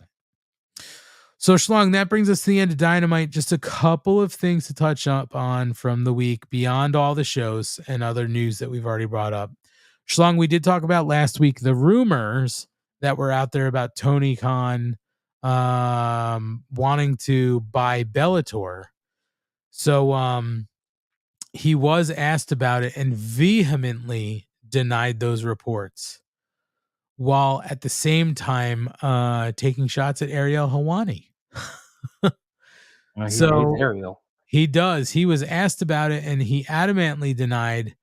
And he claimed he didn't even know who to talk about purchasing Bellator. He said, I was surprised to see that report. I haven't had any conversation with them about that, so I don't know what that was about. My father hasn't had any conversations with them either. I'm not even sure who you talk to. I don't even know, honestly, who owns the promotion. Is Scott Coker the owner or the president? I'm not sure. I saw the report, and yeah, there's really nothing to that. I'm not sure where that rumor got started. To further that, he did take a shot at Helwani before moving on to additional questions. He said, I honestly have never had any talks, and my father has never had any talks about buying Bellator, so I was surprised to see that. Was that something Ariel Helwani reported? Okay, well, it would not be the first inaccurate thing Ariel Helwani has reported. That is completely inaccurate, but that's Ariel Helwani for you. TK. What a troll. My goodness. Yep. Schlong, I have maybe a little bummer news for you. We did find out that one of your favorites is leaving the company. Well, yeah, Fuego's gone. As of July 1st, Fuego's gone. Yeah, it makes sense. I hate to say it. They didn't like once they used him for the signing storyline, and after that, his dark usage even went down. It didn't make any sense. Well, my thoughts on Fuego del Sol are out there in our universe. I'm not a fan. There you go. So, but I will say this. In all seriousness. As a guy who got a shot, you know what I mean? Like with a company, got a lot of time on the darks and stuff like that. Had to be a great experience for him to grow as a professional. And now he can go out there and see what else there is to, sort of sink his teeth into. So I do wish him the best of luck. He's just not my thing. No, I get that. I mean, I hope he gets to go out on his own now and show what he can do. Well, keep an eye out for Fuego. He's open for all bookings. Schlong, did you see Samoa Joe got a brand new Ring of Honor TV title? I did not. Welp, Joe has held the championship at the time on the 23rd. He had held the television championship for 436 days and counting. It doesn't seem that long. Or it doesn't seem that long, right? Like it seems like he's held that for a much shorter period of time. But Tony Khan did recognize Joe for that, and he gave him a brand new belt. Khan was flanked by board members Stokely Hathaway and Jerry Lynn for a gifting ceremony. That did take place prior to the Collision debut last week, where he was booked for the trios match. across from CMFTR. And he did clap back about breaking CM Punk's face. So, new TV title for Joe. Actually looks pretty nice, Schlong. Like, it's not too far off of the design. They just sort of rounded it out a bit. So the old title sort of was like not a diamond shape, but it was almost like, I don't know how to describe it, like a trapezoid almost. But this new one is more rounded off. It's a nice looking belt. They did a good job with it. Let's see. In cool news, we talked about Anthony Bowens having his viral moment and his TV moment last week saying he's gay. I talked about it with Mrs. Money Schlong, and he's never been quiet about it, but he doesn't talk about it because who needs to necessarily come out and talk about it all the time? So this might have been the first time he actually made mention of it on television, but I don't know. I think it was, yeah. But either way, the cool thing here is that Outsports compiled a list of the most powerful and influential LGBTQ people in all of sports. And it was out of a comprehensive group out of 100 individuals that left quite a few folks outside looking in. And that's a good thing, when you have more people than you're trying to put together a list for, right? Yeah. So there is a pool to choose from. That is sort of a good thing to celebrate. But what is cool is that sports and entertainment, out of the world of sports and entertainment, there are 3 names on that list from professional wrestling who made the cut, which is actually pretty good. Effie came in at number 96 and is described as an icon that built himself into a figure whose notoriety spans the length of land and sea without ever signing a major televised with a major televised pro wrestling promotion. So Effie in at 96. Ross Foreman came in at number 80 and is noted for being a true LGBTQ trailblazer who helped multiple LGBTQ wrestlers share their story. That is also very cool. And Anthony Bowens is in at number 44. He's credited as the first out LGBTQ male champion in the history of AEW who uses that platform to speak on LGBTQ topics within pro wrestling and sports, relating his experiences to issues faced by many members of the community. There is an entire list out there that you can go look for, but hey, 3 out of 100 from pro wrestling, not bad. We will take any representation. And Anthony Bowens at 44, pretty high up on that list. That's awesome. Good for him. And Schlong, I'd be remiss if you and I at least didn't talk about this quickly. We've been mentioning AEW Fight Forever. It is technically due out today since we are now into 6/29. So the game. I've already played it. Well, I wanted to talk to you about that momentarily. But the news that did come out on the 23rd was that the full roster was revealed. Very quickly to run it down for everybody. Abaddon, Adam Cole, Adam Page, Andrade El Idolo, Anna Jay, Aubrey Edwards, Brian Cage, Britt Baker, Brody Lee, Bryan Danielson, Chris Jericho, Christian Cage, Chuck Taylor, CM Punk, Cody Rhodes, Darby Allin, Dustin Rhodes, Eddie Kingston, Hikaru Shida, Jade Cargill, Jeff Hardy, John Silver, John Moxley, Jungle Boy, Kenny Omega, Chris Statlander, Lance Archer, Luchasaurus, Malachi Black, Matt Jackson, Miro, MJF, Nick Jackson, Nyla Rose, Orange Cassidy, Owen Hart, Pac, Paul White, Penta El Zero Miedo, Powerhouse Hobbs, Ray Phoenix, Ricky Starks, Riho, Ruby Soho, Sammy Guevara. God damn it. Sammy Guevara. Scorpio Sky. It's Sting!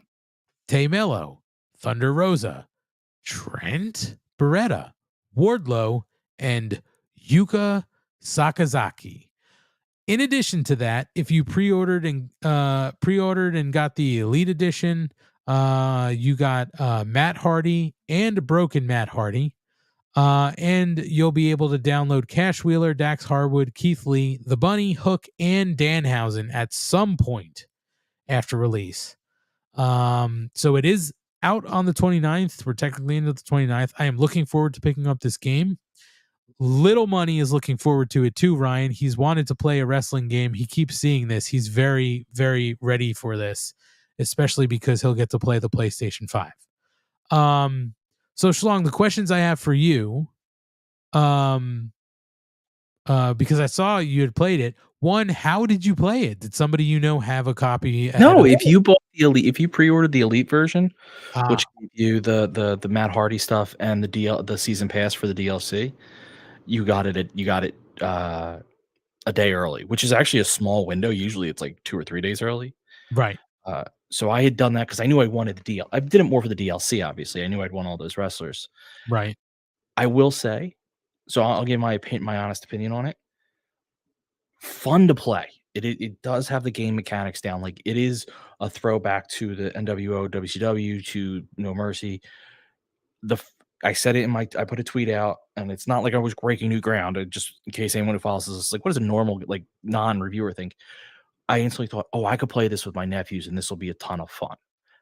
I think Little Money will love it because it's way simpler to understand and play than the WWE games where they get kind of complicated.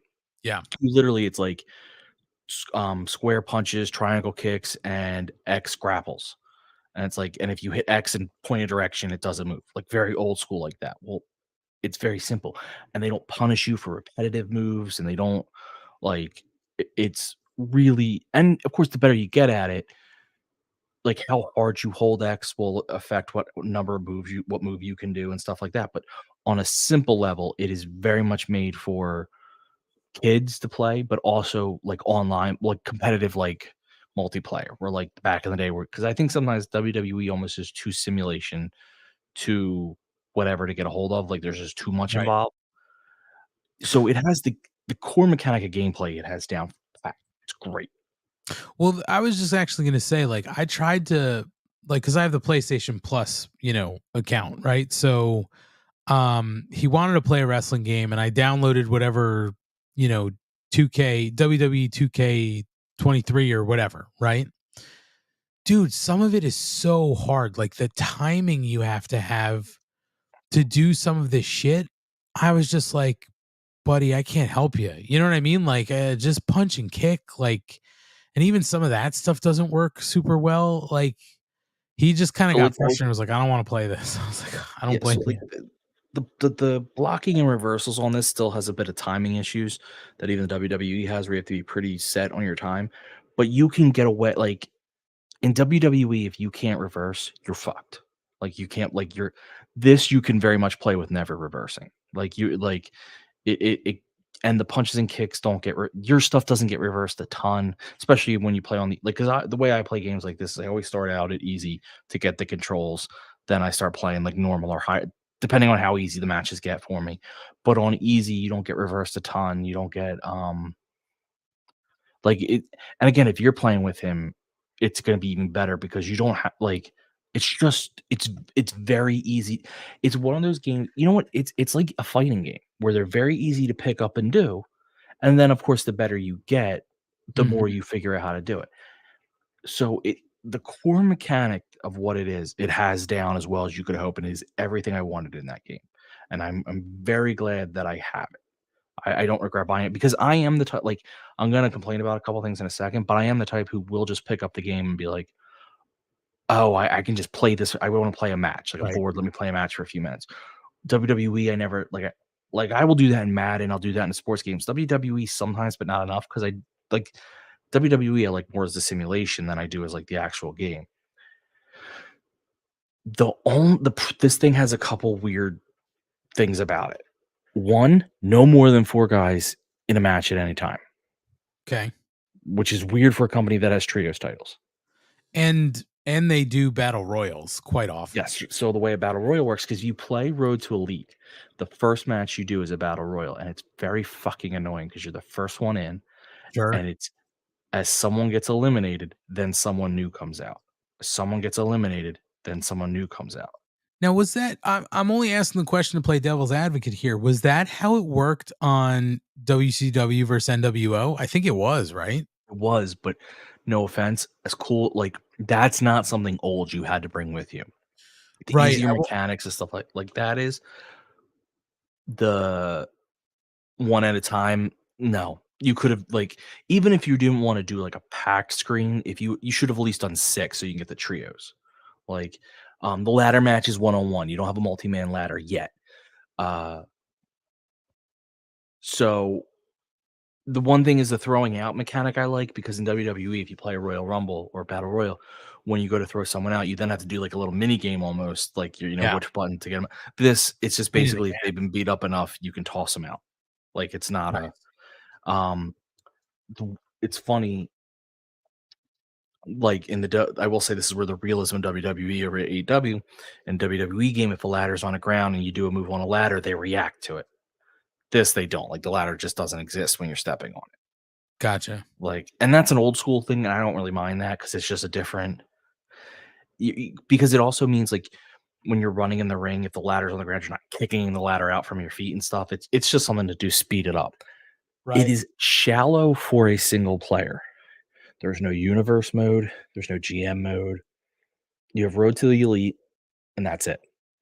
So, somewhat like I thought it would have, like a universe mode, whatever they would want to call universe mode, where it's like, here here's the calendar, here's your wrestlers, you set the champs, and you just go and play whatever match. You can sim matches, you don't want to play whatever, but it gives you something to do, like to say like, I'm playing a year, and this is the card I'm building up to for this pay-per-view, and this is that. You don't have that. And it's a very simple thing, so I'm shocked that they didn't include it because it's not that hard to do. You throw in a calendar, you throw in pay-per-views, and the ability to make them. So that they're gonna have to fix because if they want this game. I didn't mean to cut you off. I was going to say, Ryan, a lot of this sounds like it could be patches that they release. You know what I mean? To like add gameplay if they, So there's talks that they might release that. Originally, this was supposed to be a game. Actually, before I get into that, Jesse, I did play some of the mini games. They're hit and miss on if you want to do them or not. They're kind of there. It's a weird. I would have spent more time getting the stuff I'm talking about than the mini games, but it's one of those things where originally they talked about this to be a game you bought once and it just kept doing DLCs. Now they're talking about they might release a second one because they have to recover their investment. They might have to do a second one just because the amount of stuff they're going to throw in might not. Now you don't have to wait 6 years to do a second one. Now you've already got the engine. You don't need to change the engine. The engine works. Like Right. I don't have the core mechanic of the game is great. They just throw in but you might be able to patch that in. The one that there's those couple weird things where it's very shallow. It's made for online play though. I swear to God, it's made for like Twitch streamers to play their friends on Twitch. So because like I think competing against someone will be a ton of fun because it's so arcadey, very much an arcade game. The creator wrestler's shallow as shit. It's just it's very shallow. You can't get community creations, like stuff like that they should throw in. But I'd be okay. What they should do is instead of doing a whole new game, because that's not how they sold it, they should do like maybe if they have all these things they want to add in, but it's a lot, then say in like a year instead of doing a free DLC, do like a $30 upgrade. Sure. So I'm not paying the full price of a game, but I'm getting all this stuff. Right. Like another 10 modes and additional creator Yeah. wrestler stuff. Yeah. I will say it does feel like it doesn't have crossplay, which Kenny Omega is the reason people thought it would because he stupidly said it would at some point. Now it doesn't. Mm. Now crossplay can always be added. That is something you can add at Sure. any time, but it's just stupid to say it will be there and not. And it definitely feels like to me the lack of wrestlers in the game is 100% to get people to get the season pass to get the DLCs. That's 100% what it feels like. Because there's so many main wrestlers they don't have that it just want that they could. Like, that's the one thing about WWE's game. There's a lot of different things, but it has the rosters, almost the entire roster on there. It's very few. Right. This doesn't. So it needs to add a bunch of like you're gonna just see. I have a feeling you're gonna have that first batch of Cash and Keith Lee and all that, and then you're just gonna have probably a month. You're probably gonna have a whole new batch. And part of me wonders though, like they knew they needed these things, but they also knew they just need to get the game out. Right. Like Yeah. we just need this game out. There was one other thing, and that was gonna be my last point. It's a lot of fun to. I do like that the wrestlers don't have ratings. So you can just pick whoever you want and have fun playing. Wrestlers don't really feel that different, which I'm not sure if I like or dislike. Did I want a big guy to feel different than a small guy? I'm not sure, but at the same point, I kind of just like that it's an arcade game that you go in and play, and everyone kind of feels similar. It's right. You're just getting to pick who you are. Can you wrestle intergender? You can. So your women can win the belt, the the men's heavyweight belt. The men cannot win the women's, but you can wrestle intergender. Katie made a comment that is true. The gameplay can be frustrating because they don't necessarily give you all the proper instructions. It took me forever how to figure it out to pick up items and pick up people. Once I figured it out, and also I have the muscle memory of WWE 2K in my head, and this is very different. Yeah. But I also have the muscle memory from when I was like 13 playing those games in my head. So there is, for me, familiarity. Like Kane's a baby boy. Kane doesn't have that familiarity of like, I remember just locking up and hitting an arrow, and that would do a cool move. Like that is what this is. So I will say this. One, for me, it's worth a buy.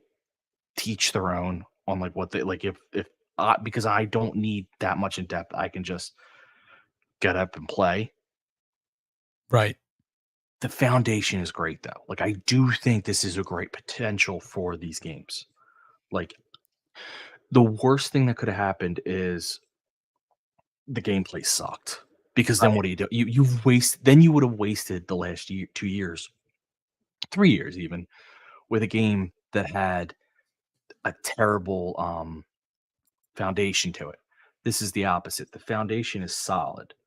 You just now need to get that little stuff in, and whether it's through DLCs or a second game. I'd rather DLCs, but if it's DLCs or a second game, you're set. What I think they'd be better off doing, running it like a except it's not free to play, but still like a Fortnite model, which is where you have seasons or something. And each season they unlock a new feature. That way your guys are constantly working on it and you're constantly updating it. Right. But you and Little Money are gonna fucking love it. That I will say. Like it is a game made for parents and their kids. Well, I'll say this. I think WCW versus NW the 64 is it was 64. WCW versus NWO for the 64 is maybe one of my favorite wrestling games of all time. So if this is like that, then I'm gonna love it. Like it has. Remember the momentum meter in those games? Yep. Where like if you were cold, that's when you got pinned, or if you were hot, that is it. Doing your signatures or your finisher, super easy, just like that game used to be. It's just a matter of getting your momentum up. So it has all that. And again, all I could think of is it's actually kind of frustrating because it's literally lacking something that I don't think is that difficult to do. Like, right. But I'm also like the one. It's weird. There's a lot of games that release that aren't perfect, and by the time they get through all their patches and their DLC stuff, by the end, it's an amazing game. So I'm holding out hope that that's what happens here. That this is starting from a higher base than most of those games. Like Right. most of those games start at like 3, and you're like, oh, this is like a 6 or 7 to start. That's good. I mean, and when you look at some of the other game models that are out there, Schlong, like even nothing like a wrestling game, right? Like man, Grand Theft Auto 5 is maybe the best example. Like people are sort of like, I want a new game, right? Like people for a long time are like, when are we getting 6? And there's been rumors that they're working on it and all this stuff. But at the same time, you think about it, you're like, why do they need to make a new game? They keep releasing content for GTA 5. New missions, new online stuff, like every month. GTA Online has been consistently pumping stuff out and making money. And just I agree, and actually, Kane brings up a good point. I want to point out he doesn't understand why it took him this long to make this game take 3 to 4 years to make. I'm gonna agree with him. The graphics are not, and this is not an insult. I love the graphics style, but they're not photorealistic. They're not. Sure. Nothing here is revolutionary. In a lot of ways, it's a throwback. The only thing I could think is that because it's been so long since Ukes made a game, that this wrestling engine had been completely erased, and they had to totally figure out how to recreate the wheel almost like. Well, when would the last time they have used this engine have been? On the 64? No, there was. You're right, probably. Like you have to move it forward like 8 generations. You know what I mean? And I also think they had a lot of things they wanted to do that aren't in the game, and they probably stopped those to get to the game out. So there's probably a lot of half-finished projects out there. So we may, if they're smart, see some of the stuff I'm complaining about in less than a few months, because it might have just been a half-finished project that Sloan Light's calling it the Unreal. It's built with the Unreal Engine. I'm talking more like the way the wrestling functions in the game, less than the engine they're using. And I didn't have another word besides engine, but they're again, they might have a universe mode that just hasn't. They half finished, and they're like, we'd rather get the game out because every time you delayed this game, it was getting worse. So Cody Rhodes is in the game, right? Like he's been gone from there for over a year and a half now. Yeah, but I mean, you own if he gave the rights, you're gonna put that's not an insult. That's not a thing that's saying like it's bad that he's in the game. I'm saying the game's been in development so long. Sure. That Cody Rhodes is in the game. So they need to. Well, that's also strategic too, right? He's at the other company. Oh yeah, well William Regal's in the game. Right. Not as a playable character, he gives you instruction. But it's strategic to keep Cody there, and I don't think it's a bad call. But what I'm saying is that's how long it's been. So they had to get it out. Now it's out, and you can fix it. I like it. I love it. I love the old style play to it. My issue is going to be just there's going to come a point where this isn't a game I could sit for hours because there's just not enough individual, but it's absolutely a game in the future that I could see myself picking up for like 1 or 2 matches at a time just to kill time for a little bit, which I don't do with WWE at all. So it has that way over that. Like I said, I can see you and Little Money having a ton of fun with it. And if Little Money's like any little kid I've ever met, like we were when we had the 64, he's going to create his own universe. It's not going to be in the game. Sure. But he's going to have it there. So. And he'll be happy with whatever they have to create as a wrestler. You know what I mean? To create himself as a wrestler and all that kind of stuff. You and I are clearly of an age where it's like at this point we're looking for more options, right? You want more options, more things to do, but like kids just want to just make a guy and get the fuck out there. You know what I mean? So one last comment, just because I hate to say it, but he's bringing points. He doesn't think there's as much. Kane says he's having a blast, but doesn't think there's replayability like 2K, WWE 2K games. Yes and no. The wrestling itself is way more replayable than WWE, in my opinion. But like he's going to point out, it's that single player. How long can I go just having random matches? There is something to be said that when you have a structure, it's like Madden. There's something to be said in a Madden game that I can just go and have any football, like play any game I want. But when you're having the structure of a season, it keeps you going. Sure. And so I don't know how difficult that is. I'm not a game developer. I got to believe it's one of the easier things they can do. And they just throw it in. Christ, even if it's not a complicated universe mode, it literally is just we're putting in the shows we have and you make the cards and have fun. There's not anything complicated to it. At least it would keep track for us. Yeah. I mean, we'll see. It's first dip in the water, I'm sure they'll get plenty of feedback and come up with whatever's next.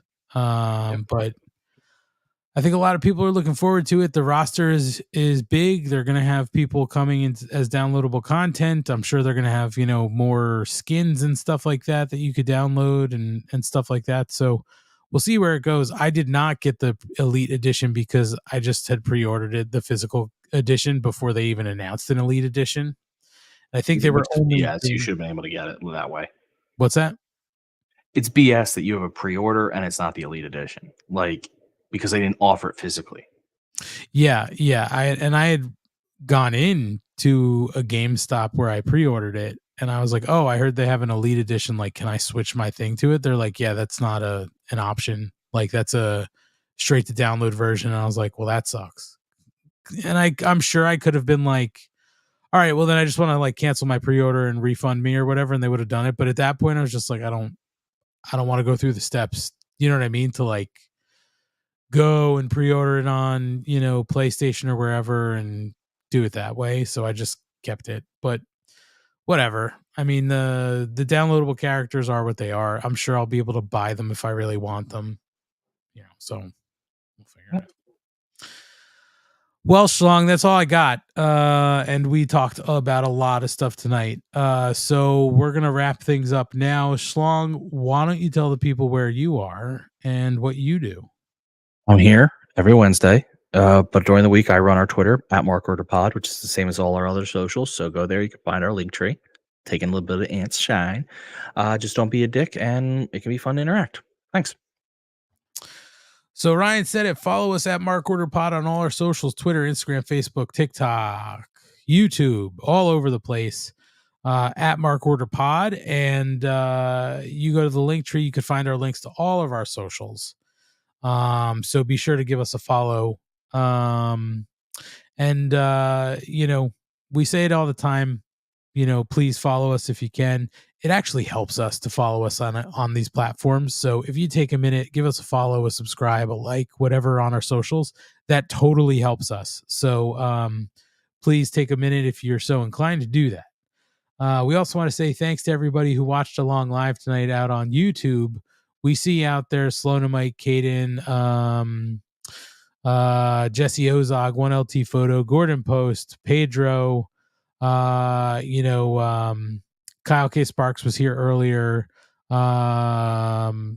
Asian Joe, Scott George, a whole bunch of people, and that I'm not scrolling all that far back to get to. But thank you for joining us. We always appreciate you guys hanging out. If you're listening in podcast form, we appreciate you guys too. If you've never tried to watch us on YouTube, you should certainly go check it out. These video formats are a lot of fun, but if not, that's okay. We love the fact that you're listening on podcast format. Our link tree does have links to everywhere where our podcasts are found, but we're really on all major networks. And much like our socials, if you can take a minute to find it in your heart to subscribe to us on YouTube, we would love that, because we're trying to hit a few YouTube milestones. But we also appreciate it if you give us a like, rate, review, subscribe on our podcast platforms if that's where you're listening to us, because that helps us go out greatly in the podcast world as well. So thank you to everybody who has done that and will do that in the future. As we said, we have a couple ways to support us at the moment. One is by going to the link tree and requesting some free stickers. We did get new stickers in, so we are starting to send those out again. And once we're out, we're probably going to put a little bit of a pause on stickers because it adds up, man. So head on over to the link tree, click the button for free stickers, fill out the Google form, and we will put you on the list to get some free Mark Order podcast stickers. You'll get version 1 in that copy. This is the original Mark Order podcast sticker. You will also get version 2, the one everybody seems to love, the round version of the Mark Order podcast sticker, and the brand new V3 version of the Mark Order podcast sticker. That's right. We flipped it on its side. We did white stickers because everything was so dark. White stickers tells you not to listen alone. Listen to the Mark Order podcast. It's a rounded square, Schlong. See, I did the best of both words. Square, but round. Yeah. I liked it. Also, the back is cool, too, because we made the peel The piece you peel off on the back is gray, not white like the other ones. So request those stickers. We'll get you out one of each. And, we appreciate you for doing that. For those of you who would like to spend some of your hard-earned dollars on us so that we can put money back into the show to buy things like stickers and do production pieces and all that kind of stuff, head over to our link tree and click the button to go directly to our Pro Wrestling Tees store, or you can go to prowrestlingtees.com/markorderpod, or you can just search Mark Order Podcast on Pro Wrestling Tees, and you will find our store. We have 4 shirts up for sale, 2 front prints, 2 double-sided prints, and we do get a little bit of money back for each one that's sold, so it helps us out. Like we said, we get to buy more stickers with the money that comes in from those, and put it towards the production stuff we need to put this show on and all that kind of stuff. So anything you might want to buy from us will help us, and we just can't honestly believe people would want to put our logo on their chest. So always mind-blowing to see when people are buying shirts. Thank you to everybody who did. And Schlong, as I said before, in the words of somebody who is normally here, if you don't buy a shirt, you don't support women. There you go. So Schlong, that's going to do it for us tonight. Thanks for hanging out for the whole show. Lot of fun, and we will be back here next week to talk about all things AEW on the Mark Order Podcast, part of the Shining Wizards Network. Thanks everybody again for hanging out. We will see you next week. Bye, Schlong. Bye.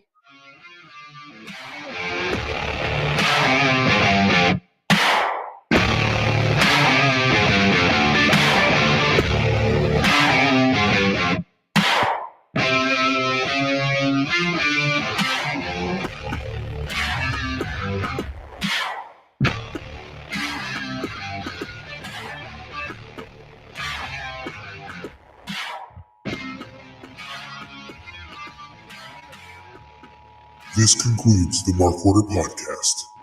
We now return you to your regularly scheduled programming. Join the Mark Order.